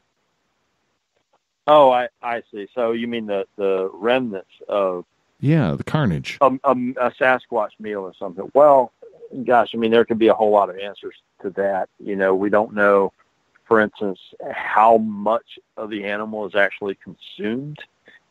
You know, I mean, some large predators will even eat the bones of their prey. We don't know, you know, if there's some other factor that comes into play, whether they're, you know, hiding the remains of the carcasses or something. But then again, you know, you look at animals in the wild, even ones that die of natural causes, and nature takes its course very quickly between scavengers and insects and everything else. So I don't think that anybody has specifically went out with the intent of trying to find what would be the remains of, you know, a Sasquatch meal. And it may be hard to distinguish anyway from, you know, for instance, something that a coyote or a mountain lion or anything else would have taken down and left the remains of. I want to ask you about the strings, okay? And what I mean by the strings is there seems to be a very thin string that everything is kind of sewn together, to use your words, about Bigfoot, UFOs, paranormal, psychic ability, intuition, telepathy, and so on and so forth. How thin is that string, and is it maybe thicker than what we perceive it to be because it just seems so impossible, Dave? Oh, very possibly. You know, there's so little that we understand to a certain degree about much of the strange phenomena, of course, but then even things like, you know, the human energy field and so forth. So the interconnectedness of things, I think that as we progress in the quantum sciences, I think we're going to see that made much more clearer. And you know, I think there are certainly variations, especially in any given situation or case. But, you know, again, for me, I default back to a lot of the ancient knowledge that's been on this planet, and tribal traditions are heavy in regards to talking about the web of life and the interconnectedness of everything, you know, from humans to animals right down to the planet itself. So, that's a big, big question, and I hardly know how to even address it. I'm just going to call in Ross Allison right now. He just finished up his tour here, so I'm going to give Ross in. So you're going to hear a little bit of a ringtone coming on in, so hopefully... No worries. Yeah. And then we can continue on with that talk. Hello. Yes. Hey, Ross, how you doing, man? I'm doing pretty good. How you doing? We are good. I got David Weatherly and David Spinks. We got to know first and foremost, is your middle name Dave so you can actually make it a quorum here? I am so not in the in crowd. I'm sorry. Oh, it's terrible. Actually Nathan. Oh. Well, we may have to change that. I'll leave it to the Seattle guy to screw things up. Exactly. I know. Them Emerald City people, they always got to be a little bit different there, a little bit different. Before we get too deep into it, Ross Allison, I want to introduce you to our audience here. You were just doing or conducting a ghost tour in Seattle. Why don't you tell all of our listeners about that, so if they're ever in the beautiful Pacific Northwest visiting Seattle, where they can find your museum and your tour? Oh, you bet. We are Spooked in Seattle, and we basically own and operate a ghost tour area that is focused in the Pioneer Square area of Seattle, which is the most historic part of Seattle. And along with our ghost tours that we feature and ghost hunts as well, we have a death museum. We're the first death museum in the Northwest. So if you like vintage coffins and mourning attire and even haunted dolls, we are the place to come check out in the Seattle area. And you can look us up at spookedinseattle.com and check out our Facebook page as well. Perfect. Thank you so much. I gotta throw this in there on Ross's behalf. I've done ghost tours all over the world, and it's hands down one of the best, I can tell you. There's a bunch of tours in Seattle, but even if you haven't done Ross's tour, if you have done it, please go on and vote. They're taking votes for the best tour in Seattle, and I think he's at number 2 right now in the voting. He can clarify that, but even if you haven't seen the tour, taking the tour, trust me, go on and vote number 1. Yeah, thank you. And yeah, we've been on quite a few sites out there. Even Time Out has listed us as one of the top ghost tours in America out of 20 ghost tours. It's like, and there's each city. If you think about it, each city has a ghost tour. So for Seattle to be featured, and we're such a young city, compared to everybody else, but just to be featured as one of the top tours in America, it's a huge honor. The cool thing is Ross has it set up as an experience, very much so, because a lot of these tours, they just meet out front of a bar or a hotel or whatever. And with Ross, you get the whole experience because their headquarters itself is haunted. And he has a lot of his artifacts in there. And like he mentioned, he has the Death Museum in there. So you kind of get the experience on both ends of the tour, getting to go into a piece of the Seattle Underground and, then taking the tour and coming back if you want to. So, anyway, that's enough of the Love Fest tonight. I'll pass it back over to you guys. Absolutely. And Ross, I do have to say, as I continue the Love Fest here for a second, I do have to say, Ross, I'm very excited about getting you up here for the first annual Caribou Paracon in 2 weeks' time. Well, you'll be up here in 12 days, but the event starts in 2 weeks tonight. So I'm very excited to show off our area and our hauntings as well. Oh, I'm honored to be a part of it. Thank you for inviting me. Even though you're not a Dave, and Dave Spinks has to sit out this one. But nonetheless, let's talk a little bit of ghosts, guys, because one of the things we are going to do up here is go see Mandy the Haunted Doll. And a lot of people put a lot of stock into haunted objects. Like, for instance, when you come on the tour at our museum, we have a grizzly bear rug that still has the grizzly bear attached to it. Oh, wow. Yeah. You scratch the grizzly bear's hind legs and it'll set off a K2 like nothing. Oh, I thought it was just going to start shaking for you like a dog when you pet a dog. I wish it would. I'm waiting to see that. But, there's a lot of things that still have attachments out there.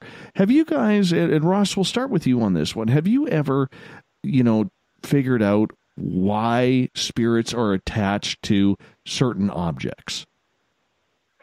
Well, when me and David did the book, Haunted Toys, we did a lot of research into a lot of this, and there's, various different reasons why things could be attached to an object. There is personal attachment, and then there's also a spirit attached to an object. And, of course, the third is, some sort of ritual can leave something attached to an object as well. And with that energy that kind of goes into that, is it more residual or is it actual spiritual energy? Well, as in a lot of our stories that we put into the book, you find that it is a personal attachment. So that is something that is intelligent. Granted, there are, rare cases out there where you can actually have something residual. But it seems that in most of these cases, with a lot of these objects, there is an intelligent haunting behind it. David Spinks, I want to bring you in here on this because I don't want you to be the forgotten of the trio here. But in Virginia where you live, are there a lot of haunted objects out there as well? Because you're living in a pretty old state. Yeah, I live in West Virginia. Yeah, those things are everywhere. Of course, the whole stigma of the older an object is, the more history it may have to it, hence more chances of being haunted, So, yeah, that's not really my forte, but I have come across cases where people have called me and, hey, I bought this old antique at a yard sale or a flea market, and ever since I've had all this crazy stuff going on in my house, and can you come check it out? And then you go over and you do an investigation, and you use various meters. And, you know, we have friends that Weatherly himself likes to collect that stuff, so we either give it to him or we give it to Mr. Zaffis or someone to that extent, you know. So Weatherly has quite a collection of haunted items in his collection, if you will. David Weatherly, I want to ask you, what makes an item haunted? Like, I'll be honest with you. I look around my house, and I've got things from my grandparents, other things, you know, I mean, there's all sorts of, everybody gets those hand-me-downs that no matter, even if you say no, because the mother-in-law or the mother brought it over, you have to kind of accept it. How do you know when you have a haunted object? It's kind of tough, you know, because the things you're talking about, family heirlooms and things like that, sometimes they just have, that's the case of what you were asking about residual energy. Sometimes there's just a residual energy, and part of that might be psychological because, oh, wow, this was my great-grandfather's, and then my father owned it. And, you know, anytime you look at that item, that's, you know, that's who you're thinking about. And that in itself causes a certain psychological interaction that you have that may be a result of residual energy, you know, from someone carrying something for such a very long time. I had a guy a couple of years ago who he was very concerned. He had a watch that he thought might be haunted, you know, and he was afraid that he needed to get rid of it. You know, he was trying to give me this watch, and I said, well, you know, let's talk about it. And it turned out that this watch, it came from I think it was his great-grandfather, who was a railroad man and who had carried this pocket watch, you know, for years on the rail car. And then, of course, his father and then his son and then his son. So they ended up with this gentleman. And he had just had a string of strange things happen in his life, and he thought this watch was perhaps the cause of it. But it turned out really to not be. You know, it was just something coincidental. I think there's a propensity in modern times to say everything is haunted. You know, some of that is growing up with the idea that, you know, you've got all these shows talking about haunted objects. We've got people selling haunted objects left and right on eBay. So it is a big question, you know, how do you determine, okay, is this item haunted and is it something that's of concern? The big indications are, to me, you know, that right off the top are, okay, did some very strange or unusual or troubling things start to happen when you brought this object into your home? If it's an object that's been sitting there for 2 years and nothing has gone awry, then there's probably not anything attached to it. But if it's something that just came to the home and strange things are happening, if it's an object that seems to disturb you or cause you any type of particular reaction, then there might be something to it. You know, those are just a couple of the indicators. And of course, then you've got it if the object itself does strange things, you know, if it moves on its own or other weird phenomena happen specifically to the object, then there might be reason to be concerned. Ross, I'm curious your opinion on that. Well, it's like, you know, David said, it's a lot of that. But, you know, as we get into a lot of these stories, it's just fascinating, you know, from how they evolve and where these, you know, spirits come from. You know, one of my favorite stories that I like to tell is the haunted lamb doll. And, you know, here's a story of a little stuffed lamb that this little girl, you know, just loved and adored. And she always had it by her side. In fact, she was struck by a cab when she was crossing the street, and she was holding that lamb when she was struck and killed. And the story is that, you know, when she was hit by the cab, the doll, you know, the lamb went flying, and they weren't able to find it. And so the mother really wanted, you know, her daughter to be buried with this lamb, but she couldn't find it. So, of course, you know, they proceeded with the funeral, and she was buried. And when she got home after the funeral, here is that stuffed lamb sitting on the porch. And so, immediately, she takes it, into the house, and that's when things start happening in the home. The lamb would appear, in front of the TV, on the floor as if it was watching the TV. And this was a common thing that their little girl would do, Saturday morning, go and sit and watch the cartoons in front of the TV. And it was just a lot of interesting things like that. And when she realized that her daughter may still be attached to this toy, she called in a paranormal investigator. And of course, one of the things that he does is he sets this, toy lamb up next to the recorder, and they start doing EVP sessions. And in these recordings, they would actually hear the little girl talking and crying. And so it got really interesting, because one night after some activity had happened, they decided to do another EVP session. And that night, they really picked up on this little girl, just sobbing. And when they finished the EVP session, they went to go pick up the lamb, and the lamb was wet. It had this damp feeling to it. So, of course, the mother returns after the investigation. The mother returns the lamb to her daughter's bed and puts it on the pillow.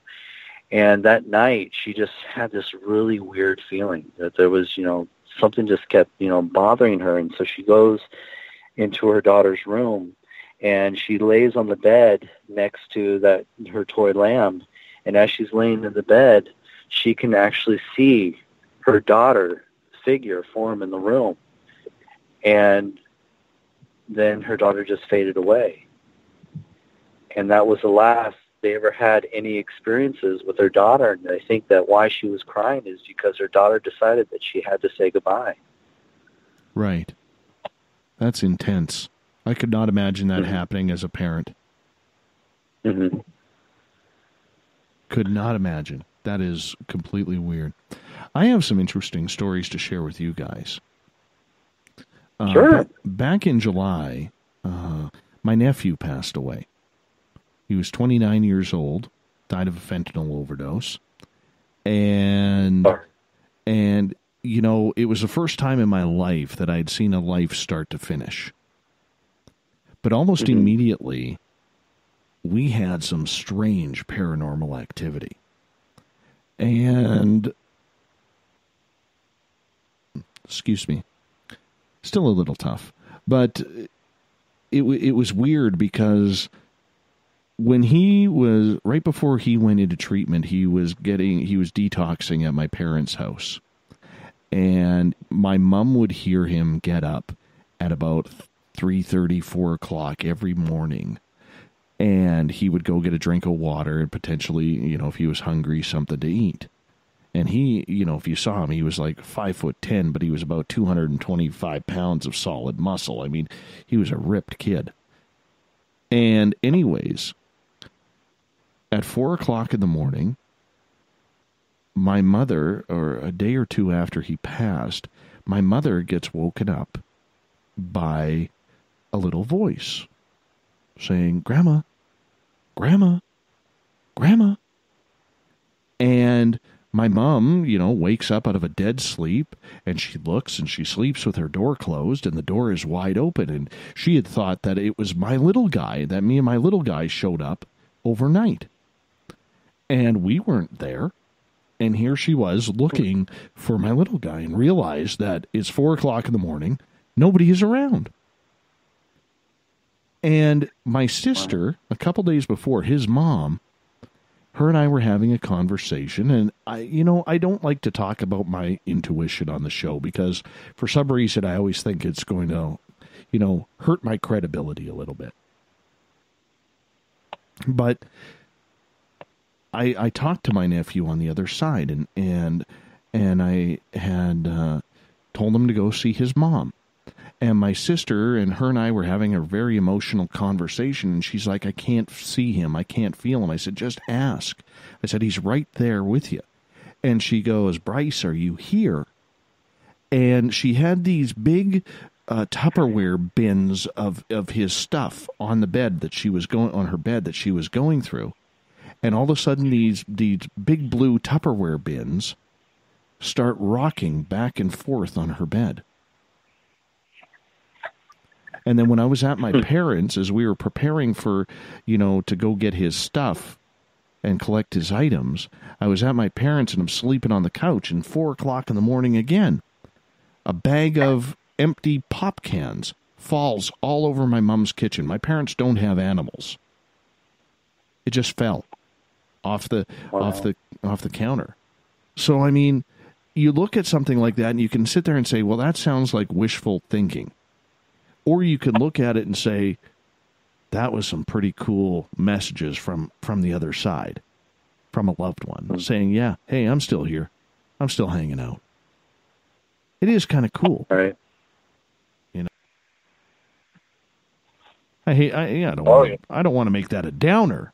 I'm not trying to make this show a downer, but it was just very, very intriguing how everything just kind of came together, and it's helped. It's really helped. So a lot of people can use this, David Weatherly, as a helping mechanism. Oh yeah, very much so. Because so many people who lose a loved one and have the regret that they feel like they, if they weren't there, they didn't get to say goodbye, or they didn't, something was unresolved. And I think in a lot of cases, there will be that conclusion, often from the initiation of the deceased loved one in spirit form. In fact, Dave Spinks has a very personal story that relates to that. I had something myself, when my father passed away. I was in a completely different state and hadn't seen him in quite some time, but his presence came into the room and other people witnessed it. And it was, it's a very personal thing for me. So, it's again, one of those situations where a chance was offered to say goodbye. And, that in itself can be a very comforting thing, because, death is something that we all have to deal with at some point. The loss of loved ones is something we all have to deal with at some point. And it's never easy, no matter when it happens. But those types of things can certainly offer some degree of comfort. Ross, would you like to delve into that? Well, I think, David, said it the way it is. It's just, I think it is very comforting when that they're still out there, whether they choose to hang out and, and watch over you, or they just chose to say, hey, I am here still if you need me. And, when you hear a lot of these stories, and they are extremely common, where, that after death communication of the people that you were close to, it's just one of those things that just makes it all worth, what we do as paranormal investigators, to say, yes, there's something happening out there, whether it's our loved ones reaching out to us, or whether we're just going into random haunted locations and trying to figure out what's going on here. But there is this amazing phenomena that is occurring. And it's, I get jealous when people tell me these stories, because, I haven't had those experiences yet when it comes to, a dearly departed, passing on and telling me that they're there. But it is very comforting. I want to get to a couple of questions here from our audience, everyone. And my nightly torturer is a guy named Adnome, because he changed his name from Adam to Adnome because he knows I don't like gnomes. Right? But, Adnome here, I know. This is what I deal with on a nightly basis. Adnome. He's asking, are garden gnomes haunted, or is it something else? Because I know I'm not alone, guys, in these garden gnomes freaking people out. And see, he knows that I like gnomes, so that it makes it all the better when I'm on, every couple of months with you, Dave. Do they not know that they're that these gnomes are trying to take over the world? Come on. I know. It's a horrific topic. It is a horrific topic. You know, we shouldn't have to deal with this on this show, but apparently we have to, especially when John Tenney comes on, because he actually tells his story about the garden gnome that follows him around. Wow. Mm-hmm. Yeah. Have you heard that story? Oh, yeah. I pretty have it. Oh, it's you got to talk to Tenney about it. He has this garden gnome. He hasn't seen it in a number of months, but for a while there, this garden gnome was like coming into his house and hanging out, and I think they were having beers together or whatever it was. Damn. Yeah. Garden gnome that these stock legends, show. I mean, garden gnome is a very generic term, but these legends of little people, they can be found all over the world. A lot of people don't realize that there are a lot of tales of these little people all over North America. And, you know, we have this stereotypical garden gnome image because they've been popularized as garden ornaments and garden displays. And those depictions really come from Europe. But there are similarities with the other tales from other cultures. And, you know, I've tracked down a lot of these stories in North America from Native American tribes and even from Anglo people who have had sightings with what they variously describe as gnomes or leprechauns, you know, or various types of little people in the United States. And yes, Dave, even in Canada. One of our listeners, Joe, a number of months ago, he's in California, and in his community, he had his police scanner going, and they were actually what they thought was chasing an actual little person. And the police officers could not catch up to this little person, and they were seeing him, you know, ducking into backyards, jumping over fences. Next thing they know, the officers see them on top of a building. And I recall, and here's the funny part about it is, I actually recall, this is my Mandela effect moment, reading a story on that, and when I went to Google it, you know when you Google something and it comes up that you've already Googled it? I Googled it again, so the search came up, and there was no story on it. It was like gone. Yeah. It was, it was, and that happened, I forget the town that he lives in. It's in northeastern California, right by the Nevada border, in the mountains there. But he's up near Tahoe? I believe so. I know he lives about 40 miles north of Beale Air Force Base. Okay. Yeah. Interesting. Yeah. Yeah, he has a lot of activity there. Lots of activity there. So, yeah, well, these little people are everywhere, Dave. Yeah, I know. Scare the hell out of me, David. Scare the hell out of me. I know one of these days, literally, I'm going to wake up and my entire front lawn is going to be like Garden Gnome Central. Hundreds of these ceramic bastards. And then I'm going to go, then I'm going to take my golf clubs and break them all, and I'm going to be like haunted for the rest of my life. You'll be haunted or cursed if you do that, so. Wasn't that a scene? I was going to say, wasn't that a scene in that Goosebumps movie? Where those gnomes started attacking everybody? Yeah.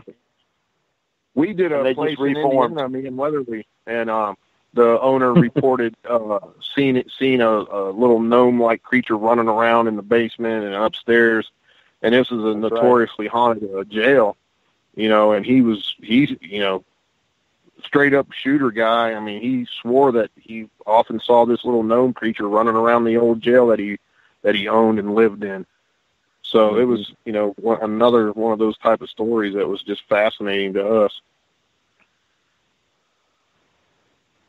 We only got about 2 minutes here before we need to go to break. Do you think, and I ask this in all seriousness, when it comes to something like gnomes or fairy people or something along those lines, do you think we, David Weatherly, take enough time to look into these subjects because people are having experiences, but maybe not at the same platitude as UFOs or Bigfoot or even ghosts? I think that typically not enough time is taken to look into those accounts. But, I'm also a proponent of delving into traditional folklore, too, when it comes to these topics, because there's so often, a root of truth in these ancient tales. So, these things have been carried for so many years. Simply put, I mean, a lot of the modern accounts of, quote, UFO occupants bear a lot of similarities to traditional fairy encounters, encounters with gnomes and little people. So, I think all of that bears closer study. How about you, Dave? You like the weird and strange, Dave Spinks? Oh, yeah, that stuff fascinates me because there's so much history on that subject, on those different subjects of the wee people and the little people and the fairies and the gnomes and the leprechauns. I mean, it goes way back there. And those reports have been coming for centuries, and that stuff is very fascinating. And that's kind of what we touched on earlier in the show, delving deep into the historical accounts of people having these encounters with these types of beings. So I'm fascinated by all of it.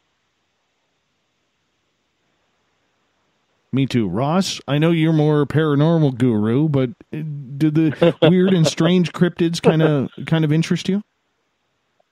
Oh, yeah. I hear all kinds of amazing stories. And, for me, whether, you focus on all the other elements out there when it comes to, fairies or gnomes or anything like that, I'm always, focused on, what's the root of the phenomena? Where do we start when you are, investigating or looking into, claims of this? So, yeah, I always keep an open mind. I'm not going to say, that you're crazy if you're seeing, little fairies floating around in your room. We had a case where, some guy was claiming that he would wake up to, little fairies attacking him. Yeah. And so I was like, okay, what seems to be the common factor here in this phenomena? Right. Gentlemen, I'm going to have to cut you off right there as we are going to go to our final break of the night. David Weatherly, David Spinks, and Ross Allison from Spooked in Seattle are with us tonight. We got them for another 30 minutes before we got to say goodnight. And David and Ross, that's David Weatherly and Ross, will be up here at the first annual Caribou Paracon coming up in just 2 weeks' time. So you want to get your tickets for that. Go to questers.ca. That's questers.ca. Click on the fall conference. Get your tickets right there. You're listening to Spaced Out Radio. I am your host, Dave Scott. We'll be back after this. Are you tired of being blocked, shadow banned, or placed in jail for simply posting your thoughts on social media? Social Media Freedom can take care of that for you. Social Media Freedom is the newest and one of the best free new apps that allows you the freedom to post what you want, when you want. It takes seconds to download from your app store. Come join the tribe at Social Media Freedom. It's time to set yourself free. The first annual Caribou Paracon is happening September 28th to 30th in the 108 Mile Ranch, British Columbia. Brought to you by the Canadian Society of Questers and Spaced Out Radio. Come listen to our featured speaker, Grant Cameron, along with Elizabeth Anglin, Paisley Town, Mike Moran, Eric Cooper, and more. It's a 3-day supernatural adventure at the Spruce Hills Resort and Spa. Tickets for the weekend are $150 Canadian. The Caribou Paracon, celebrating everything paranormal. A timepiece is a reflection of who you are, and what better way to show off the real you than with an Escape watch? Escape is a lifestyle brand accessorizing your days and nights. Choose to escape and create the life of discovery that you deserve. Dream, play, unite with your own personalized Escape watch. Head to escapewatches.com. There is no time like the present to enjoy your escape. Use promo code SMF2017 for your 20% discount today. Looking for a place to advertise at a very reasonable cost? Look no further than Spaced Out Radio. SpacedOutRadio.com has an advertising tab that you can click to check out our daily, weekly, and monthly packages to play on the radio, or our website including social media. From commercial spots to banners, we have it all. Check out our competitive pricing today. Find yourself constantly looking up in the sky, looking for answers? Have you had extraterrestrial contact? Are you an abductee? Looking for answers to your experiences? Hi there, I'm R. Keith Andrews, Spaced Out Radio's resident ET expert. Join me live the first Friday of every month where I take questions from the Spaced Out Radio chat room and help you understand those from the far-off world. It's 2 hours of knowledge every experiencer should listen to. Hope to see you there. Are you intrigued by Paranormal Talk Radio? You'll love the new Paranormal Radio app from TalkStream Live. You'll find a great selection of talk shows covering UFOs, ghosts, strange phenomena, and much more. Download the Paranormal Radio app now and start listening to the very best in paranormal talk entertainment, including the network you're listening to right now, the Paranormal Radio app, free in Google Play and the iOS App Store. The Call of the Wild is in Vancouver. The Moose Vancouver is one of the hottest bars and restaurants in the city. Open until 2 a.m. nightly, the Moose will rock you like a hurricane all night long. Great food with everything on the menu at $6.95 near the corner of Nelson and Granville. Get your horns up and come rock with us. The Moose Vancouver, the official rocking bar of Spaced Out Radio. Are you an experiencer? Have you had run-ins with strange creatures you can't explain? ETs, Dogman, Bigfoot, werewolves? They're enough to scare the daylights out of anyone. Hi there, I'm Butch Witkowski from your Cop. And on the last Monday of every month, you can listen to me and the host, Dave Scott, talk about the weird and the strange being reported on Spaced Out Radio. I'm going to bring my investigations and sources, you bring your experiences, and we'll figure out the rest together. Strange Days on Spaced Out Radio. Come tune us in at spacedoutradio.com. You hear footsteps in the empty room above you. A rocking chair begins rocking by itself. Don't be afraid of the things that go bump in the night. Reach for Spirit Storybox, the iPhone app the Huffington Post UK called the only ghost hunting app you will ever need. Spirit Storybox. The spirits are telling their stories. Are you listening? You know, it's hard being the bad man of ufology, but that's just the way that I like it.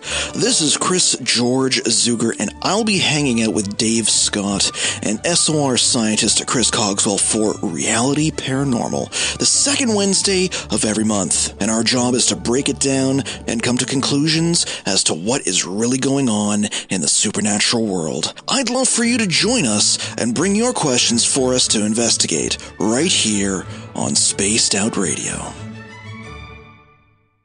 Visit purpleplates.com today. For over 40 years, the Purple Energy Plates have been delivering amazing results for their many customers. Inspired by the great genius Nikola Tesla, the harmony, healing, and energetic effects of the plates have proven over and over to be beneficial and often miraculous to thousands of customers. Check their site for daily specials and choose from their many energy products. You won't be sorry. Visit them today at purpleplates.com. When it comes to the news, we look for the stories that the mainstream won't cover. Welcome to Spaced Out Radio's The Encounter. This is News Director Everett Thiemer. The Encounter is about the weird and strange stories that occur daily, and we scour the world looking to bring them to you. You can hear me with Dave Scott every Monday through Friday in our Encounter news segment. Read us online at spacedoutradio.com or check us out and give our Facebook page a like at SOR The Encounter. So come give The Encounter a read.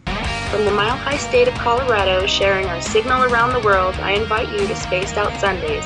Hi, I'm Tessa Nicole Thomas, and I'm closing out the week by taking you on a paranormal journey to the world of the weird.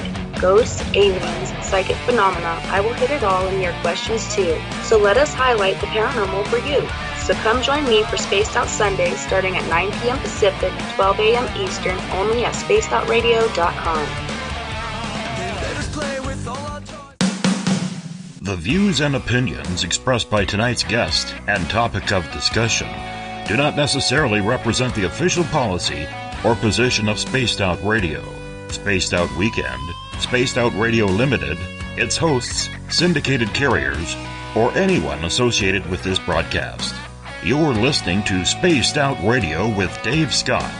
Follow Dave on Twitter at Spaced Out Radio and hashtag Spaced Out Radio, and on Facebook, Spaced Out Radio Show. Now, back to the program. Welcome back to the third and final hour of Spaced Out Radio. Tonight, I am your host, Dave Scott. Thank you so much for being with us. Tomorrow night on the show, we've made it to the weekend, so that means Tessa Nicole Thomas comes on in for Spaced Out Weekend each night, 9 p.m. Pacific, midnight Eastern at spacedoutradio.com. We welcome back everyone listening in on the SOR Radio Network and Deep Talk Radio. And don't forget, all of our archives are free on our YouTube channel, youtube.com/Spaced Out Radio. Do me a favor, hit that subscribe button. Bill Cardwell has set the password for tonight in the SOR Space Travelers Club. Glucuronosiltransferase. I think that's it. Glucuronosiltransferase is your password. Make sure you use it wisely, Space Travelers, as Bill sets the password each and every night right here on the mighty SOR. Our website is spacedoutradio.com, where we have a plethora of features for you.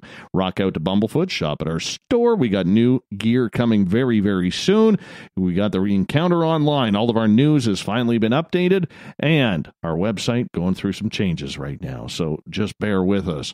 Don't forget, you got 2 weeks to get your tickets for the first annual Caribou Paracon, brought to you by Spaced Out Radio and the Canadian Society of Questers. Go to questers.ca right now, questers.ca. Click on the fall conference, scroll on down. You can see our great lineup that includes two of our guests right now, Ross Allison and David Weatherly, and so many more. September 28th through 30th at the Spruce Hill Resort and Spa in 108 Mile Ranch, BC. I want to see all of you up here.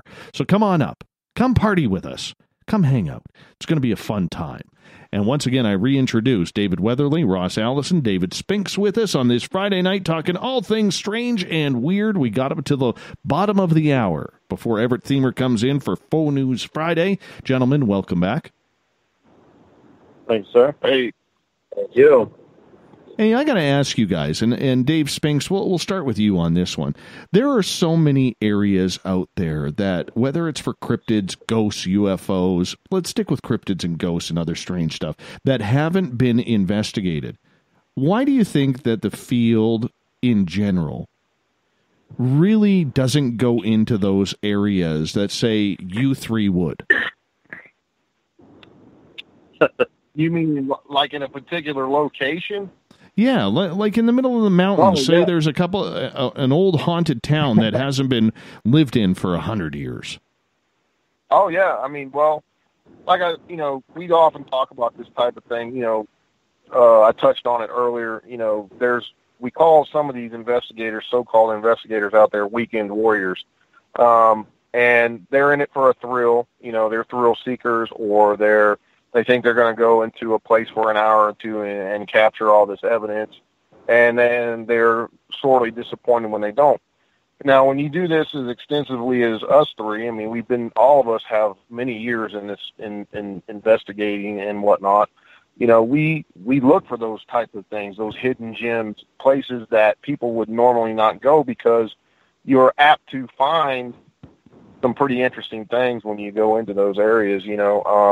I often go out in the vast wildernesses, so does Weatherly, when we research and investigate these claims, such as from loggers and people that are just off the beaten path. Most folks are scared of the unknown, and they're not going to do that. They're not going to go out in the middle of the woods alone at night in the middle of nowhere where you can't see your hand in front of your face. It's so dark.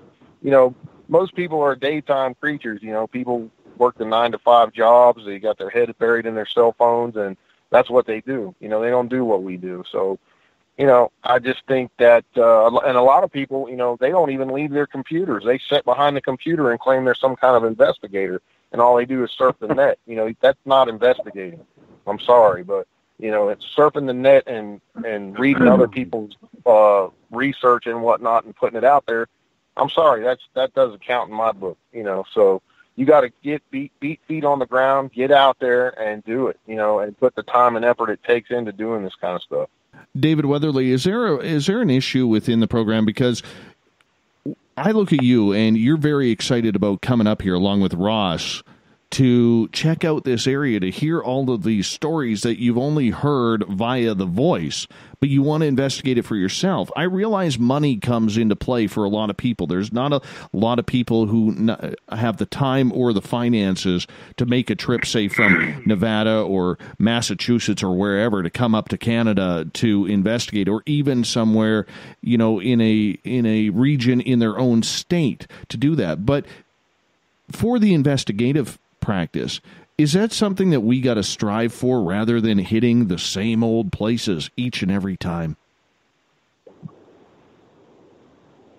You're asking if money is a factor in terms of people investigating? Money is going to be a factor for a lot of people, but we see people, they keep going to the same locations. I think Waverly Hills, Gettysburg, Alcatraz, Virginia City, instead of picking up, going into the wilderness and finding some place in a small town that maybe has never had an investigative team come in. Right. Well, I'll tell you, there's several reasons for that. One is a lot of it comes down to laziness, to tell you the truth. A good portion of the type of people that Dave is talking about, they either don't have the time or don't have the resources, or sometimes they're purely, just ill-informed as how to pursue these things. It's so easy to go online and book a weekend in Waverly or at THAL or whatever expensive location. And if you do this part-time and it's just kind of a hobby, there's nothing wrong with that. There really isn't. You're getting, what you're getting to a degree. This location has a wide range of purported activity and so on and so forth. But I'm going to tell you something.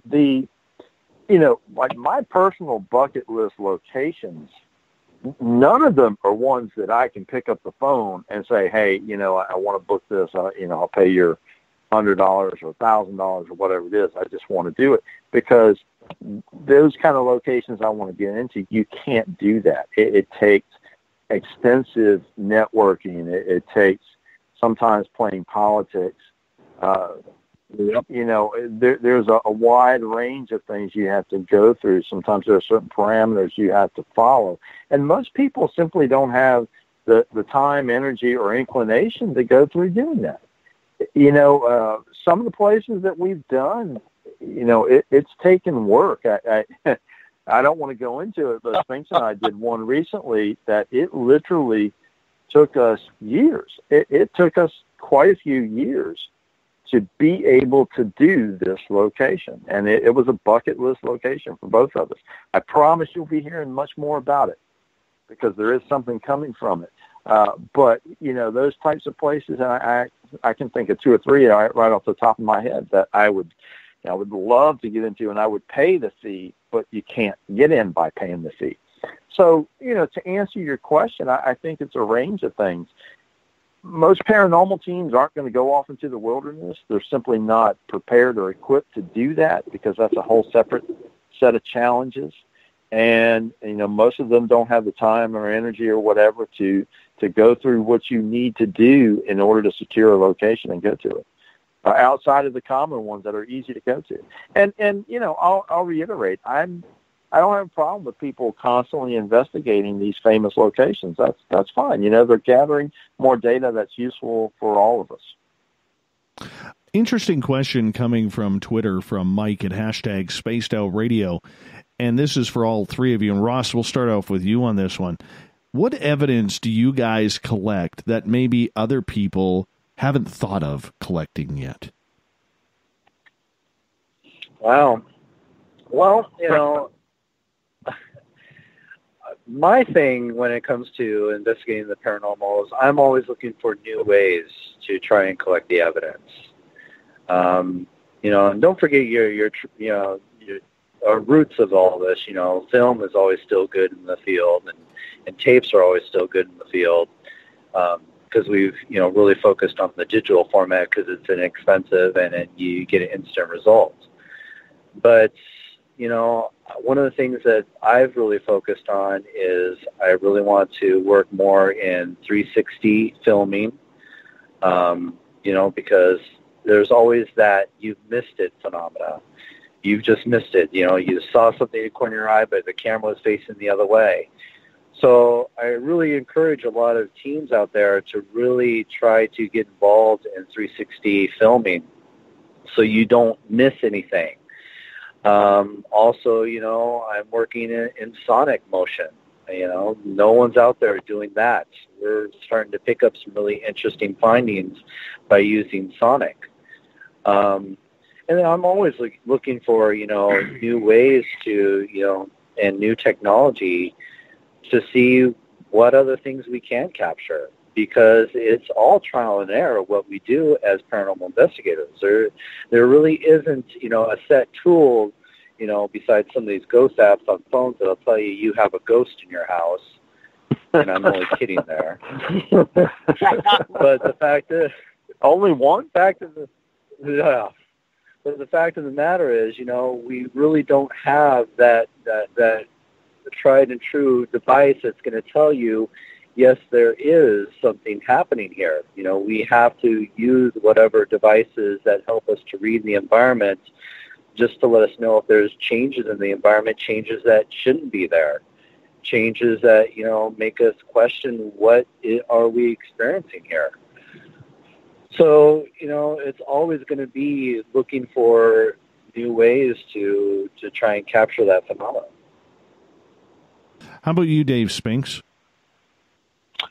Well, there's a lot of different aspects to this, and I don't know if you could say there's many things that we do differently. We all three pull off of our own personal feelings, what we're picking up physically, mentally, and so on and so forth. But we also use everything at our disposal that we can. We use our own feelings of our bodies. We use old school methods at times. Even there's nothing wrong with going old school where you sprinkle powder on the floor and see if you can pick up something walking through that powder or disturbing the powder, or putting say a child's toy and circling it with chalk and see if it moves. There's so many different things you can utilize and try doing, try when you're investigating the paranormal. You have to think outside the box. You have to, try different means and different methods to try to gather that evidence. And then you put it all together and say, hey, we're definitely experiencing something of the unexplained here, because you have, say, an EMF meter going off, you're capturing EVPs at the same time, and you've got objects moving. You have to kind of put all that together and then come to a conclusion and say, yeah, that was definitely something of the unexplained. That's the way I like to do it. That's the way, we've done it many, many times together. And that's, we're always trying to come up, like Ross said, with new means to come to the conclusion that we were definitely experiencing something of the unknown during that particular time. And what about you, David? You're always somebody who tries to stay on the forefront of everything. Yeah, and I think those guys covered it pretty well. For me, I try to constantly vary things, and new technology comes out. I'm always interested in checking it out and evaluating what it does and if it works for me personally. But I have no hesitation to do, like Dave's talking about, going completely old school. I've done cases where the first night I'll just walk in with no tech at all, just to see what's happening. When I started investigating in this field, all these gadgets weren't around. The first EVPs I caught were with a reel-to-reel recorder.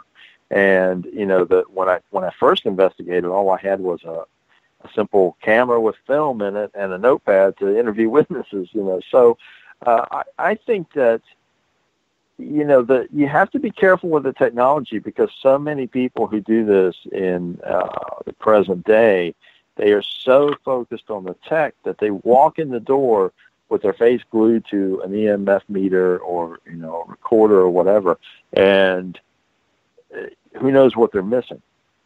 So for me, especially if I have multiple nights in a location, I like to try different things and really mix it up to see what's going to work. And, if something starts getting a reaction and triggering, then I'll go with that. If not, I'll shift gears and do something else.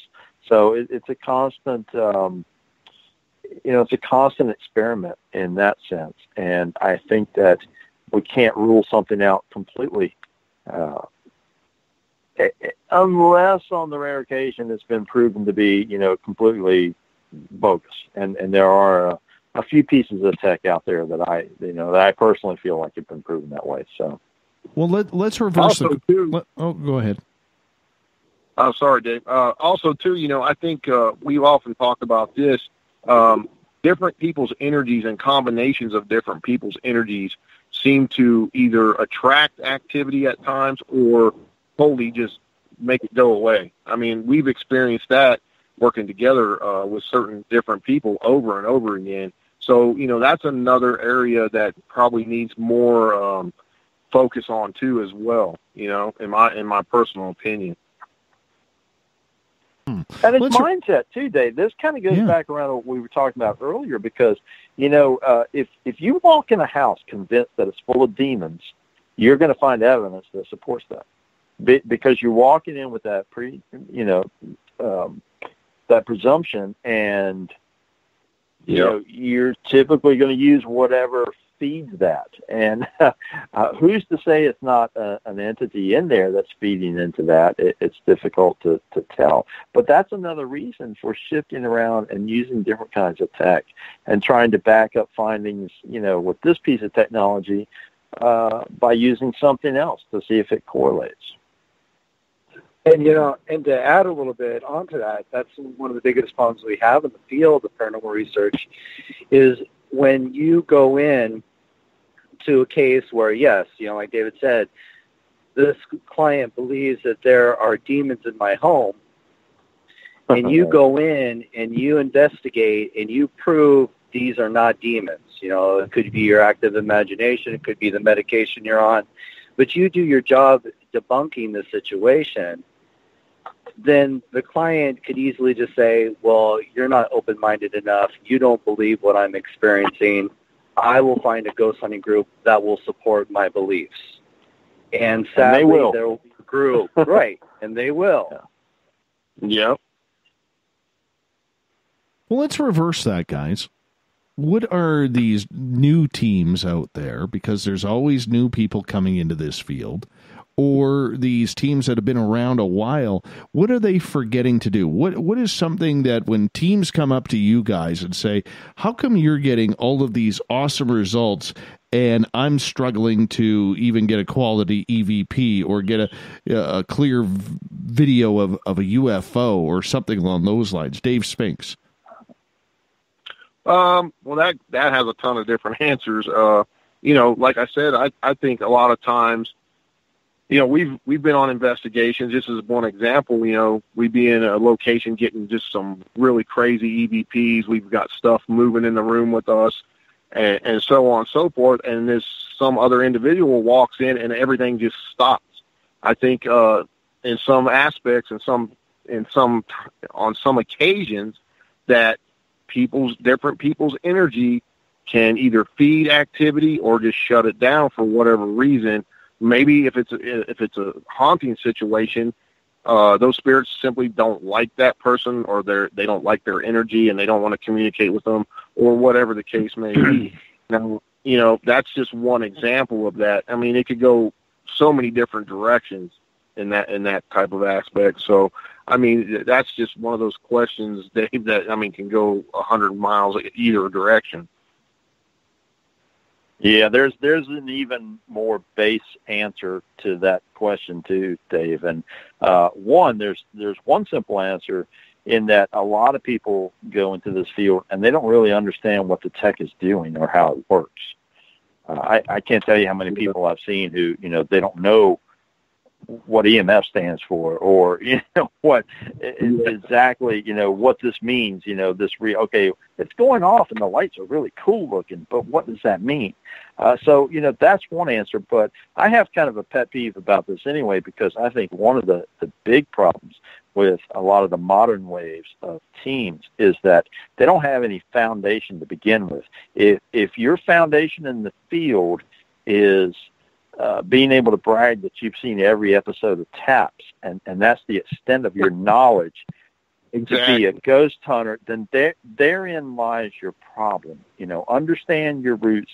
Unfortunately, we don't have certifications. We don't have college courses But my God, if we did, a greater portion of these people would leave because, they haven't studied, they haven't read.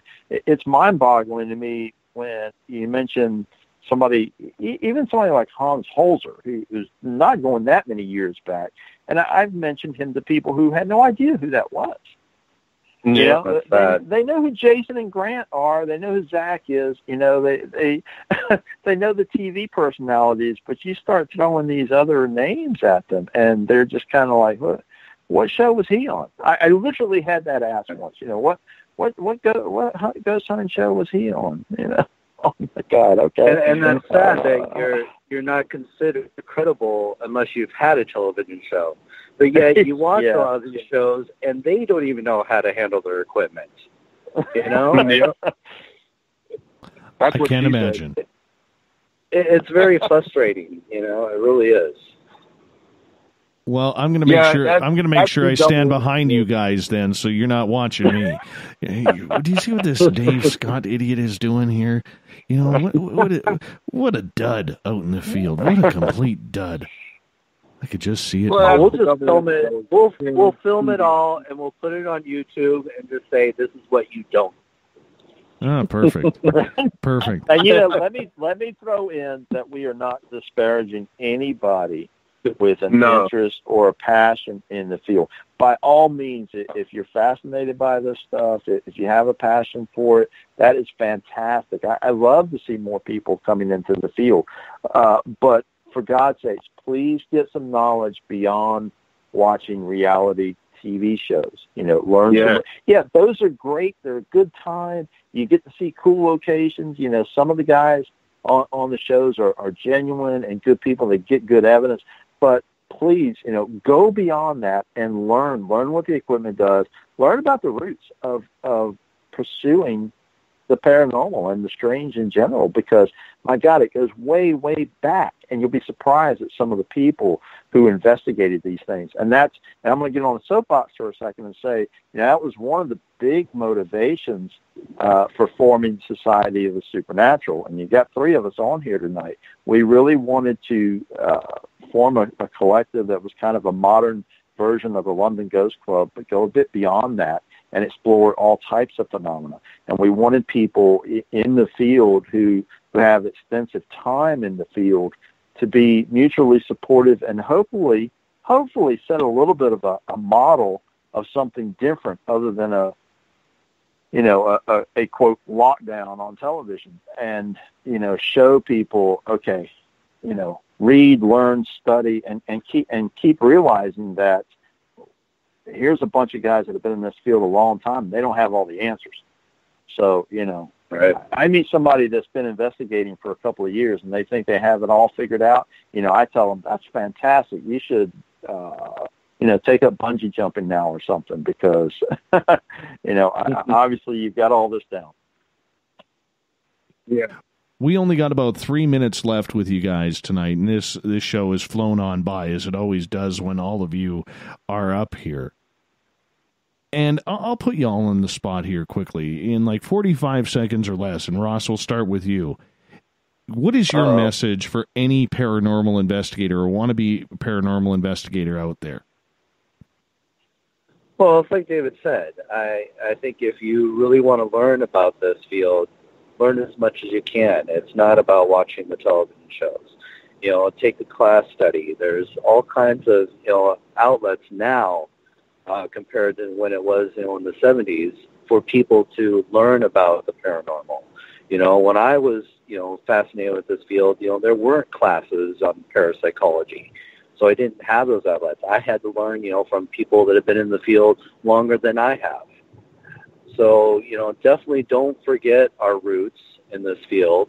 Learn about that. Learn, from, I hate to say this, but, our elders, those who have been doing this a lot longer, because I don't say that there's experts out there, but there's experience. And so those who have been doing this a lot longer, learn from them. Learn from our mistakes. Mm-hmm. David? Couple simple things. Okay, David Spinks. Let's go with you, Spinksy. My bad. Okay. Well, it's like we said, my grandpa and my dad and everyone taught me, to keep your ears open and your mouth shut. That's how you learn. You reach out and you associate with people that have been doing this a long time. And most of us that have been doing it a long time, we're more than willing to help newbies, and to share our experiences. We don't have all the answers. We never claim to have all the answers, but we're more than willing to share our knowledge and our experiences with the new folks. That's what it's all about. We have to keep the spirit alive, no pun intended, but you got to, it's always great, like David said, for new folks to come into the field. We encourage that, but please, like you said, don't base everything you're doing off of a TV show, because that's just not how it works. You're not going to go into a location for an hour and get all this outstanding evidence. It just never works like that. Learn from people who've been around a while, read books, read the history, and go from there. And David Weatherly, final word to you, my friend. Yeah, I'll keep it very simple. If you're going to use tech, take the time to learn and understand what it does. It creates yourself a genuine foundation. I'm a big proponent of reading the material that's out there, and there's a lot of great material. I'm sitting in a home with literally thousands of books around me, and I'm a big proponent of really delving in and studying the various topics you're interested in.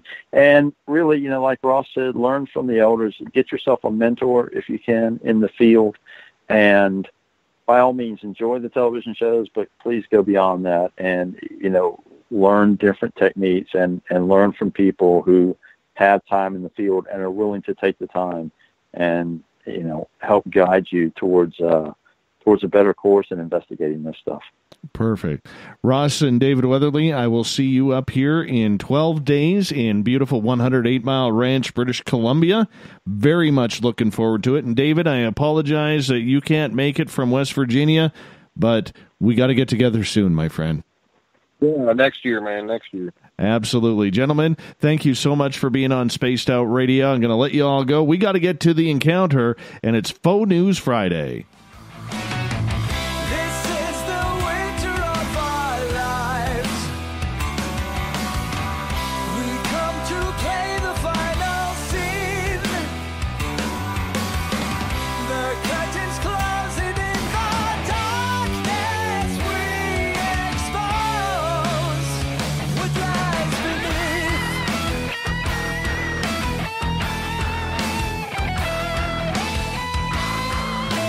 Time to bring in the president of Team Stump, our intrepid news director, Everett Thiemer, with a little ditty we do here on Friday nights called Faux News Friday, because a lot of people will come up to us and they will say, Dave, how do you know what is fake news and what isn't? Well, there is a plethora of fake news out there, and we help you guys decipher where to go for the real goods. Mr. Everett Thiemer, how you doing? Doing great. How are you? I'm good, man. I got to admit, I felt a little guilty because we had Ross and David Weatherly on, Ross Allison. They're both coming up to the first annual Caribou Paracon in just a couple of weeks. And poor David Spinks is there. You could just see him, darn, I wish I was coming up. I wish I was going to be there. And I felt bad talking about it. I almost felt guilty. I'm sure he understands, and at least he got to be part of the show tonight, because that was a lot of fun. Absolutely. I really do appreciate those guys coming on. And one of the things that, if I look at Spaced Out Radio, Ev, and for our listeners as well, one of the things that I have really, really enjoyed is watching these relationships cultivate with some of these bigger name people. Okay, the John Tennys, the David Weatherlys of the world, Ian Holt, another one. There are so many people out there that have really helped us grow because they like what we do on a nightly basis. That it's just amazing to be kind of involved with that clique. You know what I'm saying? Oh, yeah, and I think it says a lot about what you're doing when your guests are also fans. and listeners. And I think that says a lot about how you're doing it different. Well, you know what? We just got to keep plugging away. Got to keep plugging away. It's a lot of fun that way. What's new in the land of faux news, my friend? Well, we're going to start out with a little bit of serious and mix in a whole bunch of ridiculous. All right. There's a post going around again, and actually it's coming around as an email that you are asked to send to all of your contacts, and a Facebook message that you're supposed to forward. And it talks about the idea of what's called cough CPR. And the general idea of this message is that it's going to teach you in 12 steps how to perform this technique if you are beginning to have a heart attack and there's nobody around. And it has a little bit of traction and a little bit of truth to it. And it was originally published in a newsletter by Mended Hearts, which is a support group for people with heart disease. But they've since backed away from it. But the idea is that if you're having a heart attack, you begin to cough these deep, hard coughs that, in theory, will keep you conscious. And I did a little bit of research. I checked out some stuff with the Cleveland Clinic. I talked to a cardiologist I know, and basically everybody says that this is not a safe thing to do. It has been proven to potentially work in specific cases, but if you're not properly trained, and you're not going to be properly trained by reading 12 steps of a Facebook Messenger message or an email, you could possibly do more damage and even make a mild heart attack deadly by following this idea of performing cough CPR on yourself.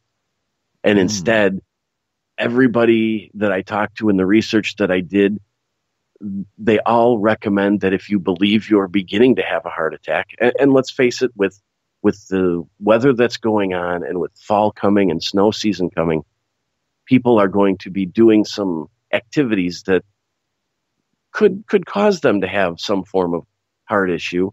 The best thing to do is to chew up an aspirin and get help, not follow these steps of essentially coughing your way to curing your heart attack. That gets deep because, I mean, this is something that, you know, we're all looking for those be-all and end-all type cures and to help us out in simple ways. And when you have that type of result that can happen due to not paying attention or to following a meme or what somebody is putting on a search engine like Google, I mean, this is where, you know, you get so many doctors saying, Everett, stop telling the public, stop being Google doctors. You know what I'm saying? Exactly. I mean, how many times have we heard that? Stop being Google doctors, because it could be potentially life-threatening, and I think this is a good point for that. I think it is too. That's why I brought it up. And frighteningly, you know, if somebody has this in the back of their head that, oh, they heard about this and they think that they're going to cough themselves into staying conscious, they're not putting the effort into what they really need to do, which is get somebody's attention so that you can get some emergency medical personnel to you. Yeah. You know, this is one of those cases where, as much as we talk about, you know, censorship and things like that, when unsafe medical advice like this is circulating so freely, that's something that should be looked at, I think. Yeah. Yeah. I would fully agree with you on that. And, you know, I mean, I think we've all kind of creeped up, you know, we got a strange headache that we've never had before or something along those lines. And, it basically leads to some sort of body amputation on Google. You know, I think we're all guilty of that. I mean, who out there can sit there and say, "Oh no, I've never done that"? We all have. I've done it. You've done it. But there comes a point where it's a little dangerous, And social media is the same way. I remember a couple years ago where this lady posted on my in your Facebook feed, these things kind of pop up, and this popped up on my Facebook feed, and it was like some dude was beating up a woman next door, and she's like, "What do I do?" And I, the whole capital letter thing. How about call the police instead of putting it on your Facebook? That may help a little bit more to save this person's life. In a situation like that, when you go to social media versus emergency personnel or the police, that's just... I mean, that's a Darwin Award. Ridiculous. That's a Darwin Award right there. Neighbors She wasn't taking a them. selfie with it while she was doing it, was she? With the house or the people behind her? No, there was no selfie. But I mean, this is the level of some people's thinking these days. Is why call the police? Why call the doctor? Why call the ambulance when you can go on Facebook and say, "Hey, could somebody tell me what's going on? I need a Google doctor opinion." Yeah, well, WebMD gave me brain and breast cancer once. I could see that. I could totally see that. Let's move on to story number 2. The rest of these kind of revolve around Hurricane Florence. And the first one is there is a image circulating of a shark swimming down the highway. It is 100% false. And in fact, a self-proclaimed journalist is kind of, he's taking credit for it. His name is Jason Michael, and he's Scottish. And he posted this in 2017 during Hurricane Harvey, and he's circulating it again now for Hurricane Florence. And when he was confronted and asked about this, he said, they asked why he would post something like this. His response was, "Why not? It's Twitter, and you guys elected Trump. Why be that country?" And he has the nerve to call himself a journalist. He's being described as a self-proclaimed journalist. Okay. I haven't seen anything other than some of his Twitter posts and things like that. I haven't found any legitimate writing credits or anything that would fit in that journalist category. Right. All right. So, I mean, it is,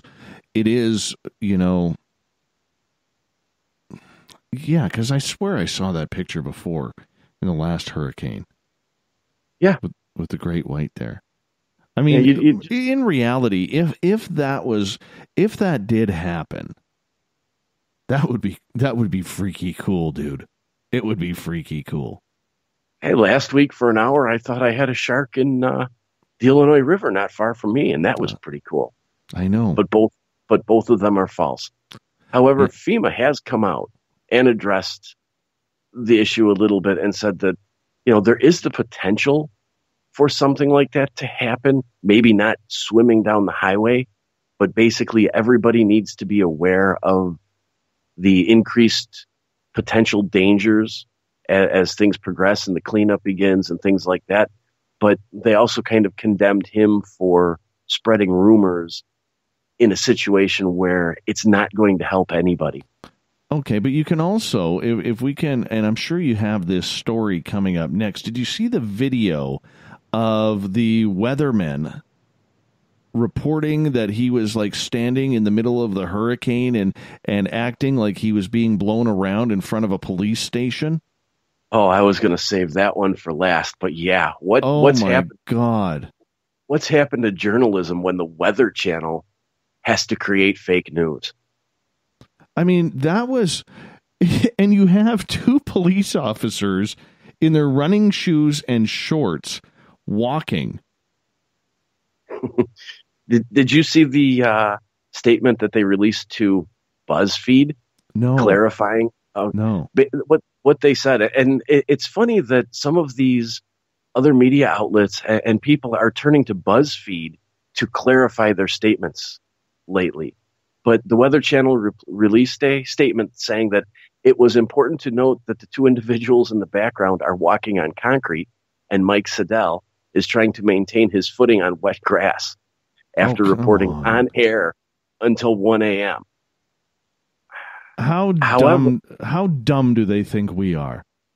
If you watch the video closely, and some other people have said this too, it looks like there's a sidewalk or some form of solid footing, like a foot away from him, that he could have just stepped over to if it was a slippery grass kind of issue.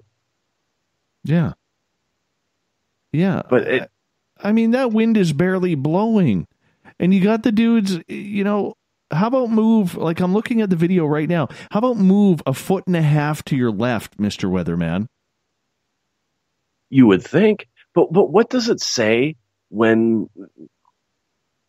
does it say about the journalist and what the people expect when the Weather Channel is sanctioning or helping create fake news?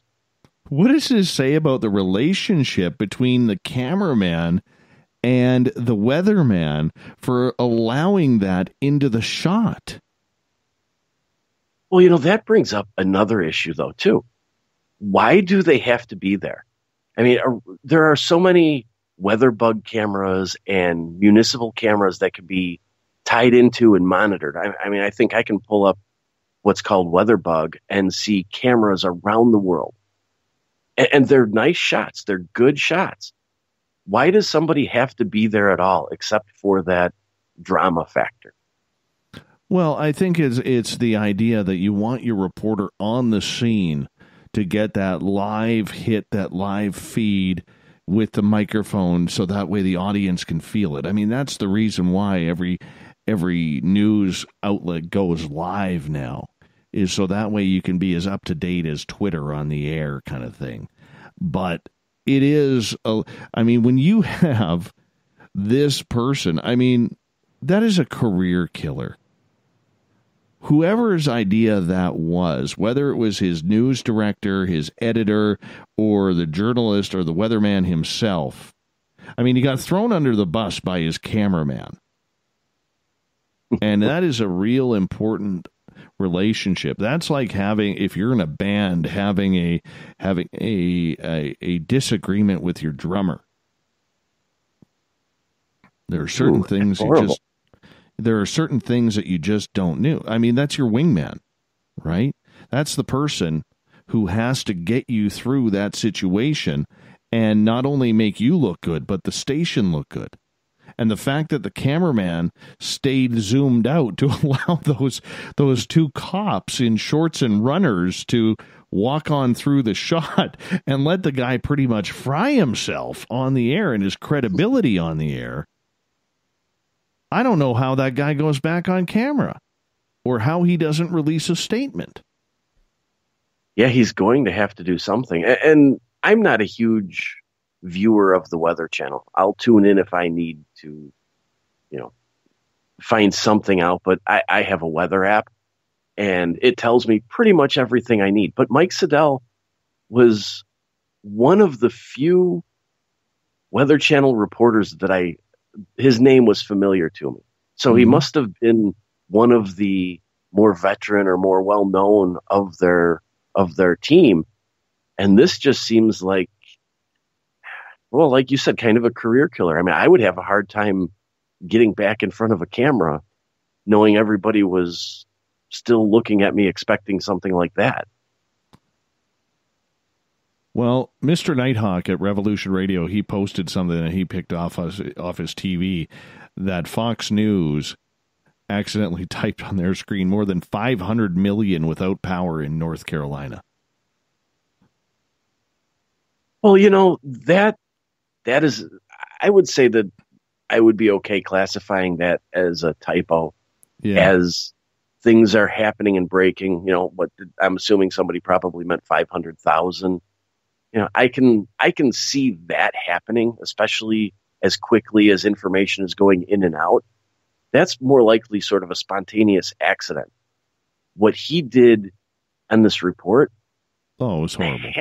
Had to be.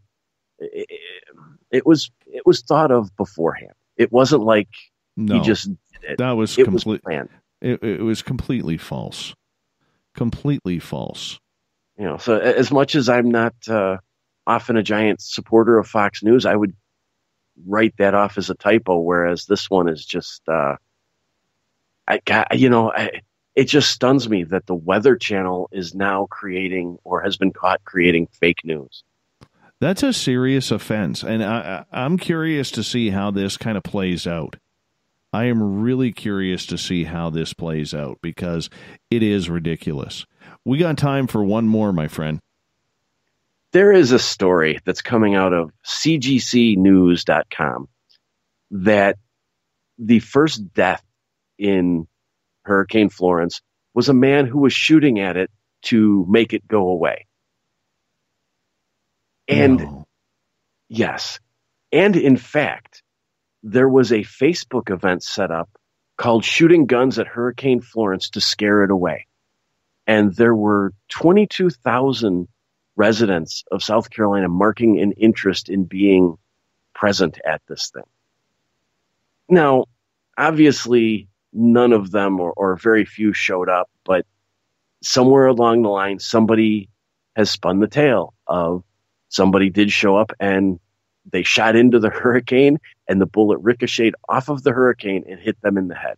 Oh, no. How does that happen?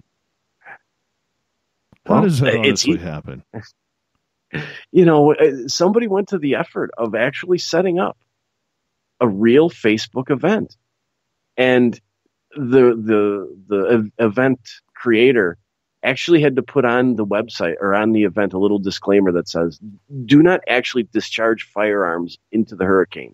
You could kill someone and you might not frighten a hurricane.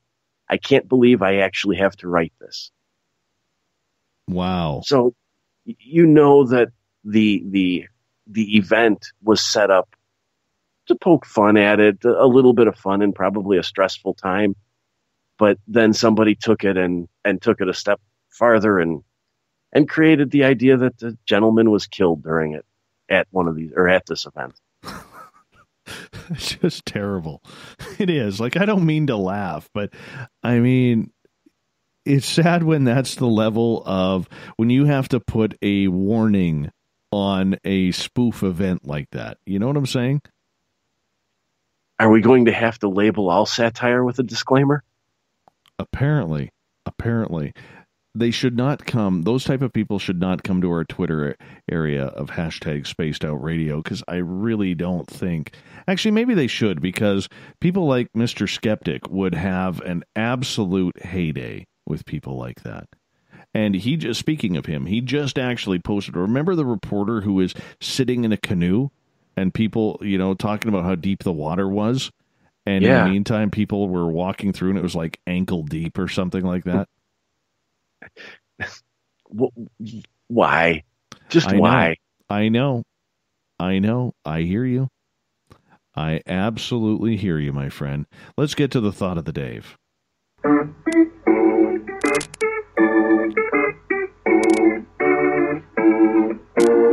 Sometimes reporters need the Darwin Award. That weatherman wins, man. I just can't believe that. I'm having so much trouble. That one is crazy. I mean, that's how do you go home? Like, if you're his children, how do you go to school the next day? I don't know. I mean, I understand some of these guys. I get that. But that one, I mean, you're making up weather stories. That's sad. I hear you. Thought of the Dave. Oh, how do you cap with that? Thought of the Dave today is as followed. What is your favorite song that depicts ghosts, UFOs, Bigfoot, or anything weird or strange? What's yours, Everett? I think it would have to be 99 Luftballons. I think that's one that's overlooked quite a bit. I don't get it. How do you figure that one out? Well, that's essentially a Cold War story about the idea of somebody releasing a bunch of balloons Yeah. And they're picked up on radar, and nobody, they're believed to be UFOs by government agencies, and nobody's communicating. Nobody knows what they are. And it essentially almost in the song escalates to a war, basically over misidentified balloons believed to be UFOs. Right. Mine is Sammy Hagar's when he was in Van Halen, the song Love Walks In. And if you go on YouTube and you type that in, Love Walks In lyrics, the lyrics are actually, and Sammy has been quoted as saying this, I believe in Rolling Stone magazine, that this is about a female alien that came and visited him. He fully admits to being an ET contactee, and he wrote that song, Love Walks In, after seeing this female alien in his bedroom. I can't believe how long that's gone under the radar. I mean, I didn't even know that about that until you mentioned it. Yeah. I mean, think about that. That song came out in 1986. How many proms do you think that's been played at? And not a single one of them knew it was about aliens. That's crazy. Let's get to some of the audience responses. We got some good ones here. We're going to start off with Gail's right off the bat because she's a big Rob Zombie fan. He came out with a UFO song a couple of years ago. It's a little, I can't pronounce the name on it, but Gail says Rob Zombie's UFO song, that is the one that gets me going. Well, she's got the hots for Rob Zombie. Oh, totally. Totally. She is a total Rob Zombie kind of girl. She loves the dreads. Loves the dreads. Mira says, faces come out of the rain when you're strange. That's an In Excess. So I don't know the title of that one. Is it When You're Strange? Is that the title? The song I have going through my head when You're Strange isn't In Excess, though. I don't know. I don't know. Shar states, Weird and Strange would have to be my love life, if you could call it that. My favorite song would be from Elvis, Can't Help Falling in Love with You. That's kind of funny. Tom, you ain't nothing but a hound dog. Read Werewolf instead. Jose, Ghostbusters. We got a bunch for the Purple People Eater. A bunch of those. I never thought about that. Yeah. Bad Moon Rising by CCR for Snarky. Let's see here. John, Slayers, Ghosts of War. For Karen Smurl, she's been a guest on this show. She has Panic at the Discos, Emperor's New Clothes. Love in My Room for Michelle by Insane Clown Posse. Skinwalker and Twisted Hair by Robbie Robertson. Well, of course, he's in that new Skinwalker film. Rosetta Stone, Tool by the October likes that one. Let's see, a few more here. Robbie Robertson again, Ghost Dance by Karen. Jade says, Flight of the Cosmic Hippo. I think you're going to be on some drugs there. Godzilla. I'm familiar with that. Yeah. Godzilla by Blue Oyster Cult. That's Alyssa's choice. Let's see here. John Carlson, Half Flight by Low, Tom, and Andy from the Mothman Prophecies soundtrack. Lori gets the final one. David Bowie's Ziggy Stardust and Starman. I think those are pretty good. Pretty definitive. Man. I had like 100 replies on this, man. 100 replies. There was no way we were going to get through them all. I would have eaten up the entire half hour. Everett, let everybody know where they can find the encounter. They can find the encounter at facebook.com/SOR the encounter online, but we are in the process of putting everything on spacedoutradio.com under the news tab. Nice. And by the weekend, you can check the website first. We would absolutely love that. I want to say a big thank you to David Weatherly, David Spinks, Ross Allison for coming in for a little cryptid paranormal talk tonight. Ross and David Weatherly will be at the first annual Caribou Paracon in 2 weeks from tonight, so make sure you get your tickets at questers.ca. That's questers.ca. Coming up, on the weekend while I go out in the wilderness to find my zen, my chi, and hopefully a load of firewood or two. Tessa Nicole Thomas will be in here for Spaced Out Weekend. She gets going at 9 p.m. Pacific, midnight Eastern at spacedoutradio.com. So make sure you come in and check it on out. We'd love to have you with us on that. We got Mr. Ron Bumblefoot THAL rocking in the background with Little Brother is Watching. Bumblefoot is the official music of Spaced Out Radio, rocking us in and out of every single show. Get your horns up for the guitar god himself. Thanks for a great week, everybody. Thanks for tuning us in, helping us grow each and every night, because together, my friends, we own the night. I'll talk to you on Monday. Mr. Bumblefoot, we need a favor. We need you to take us home. Good night.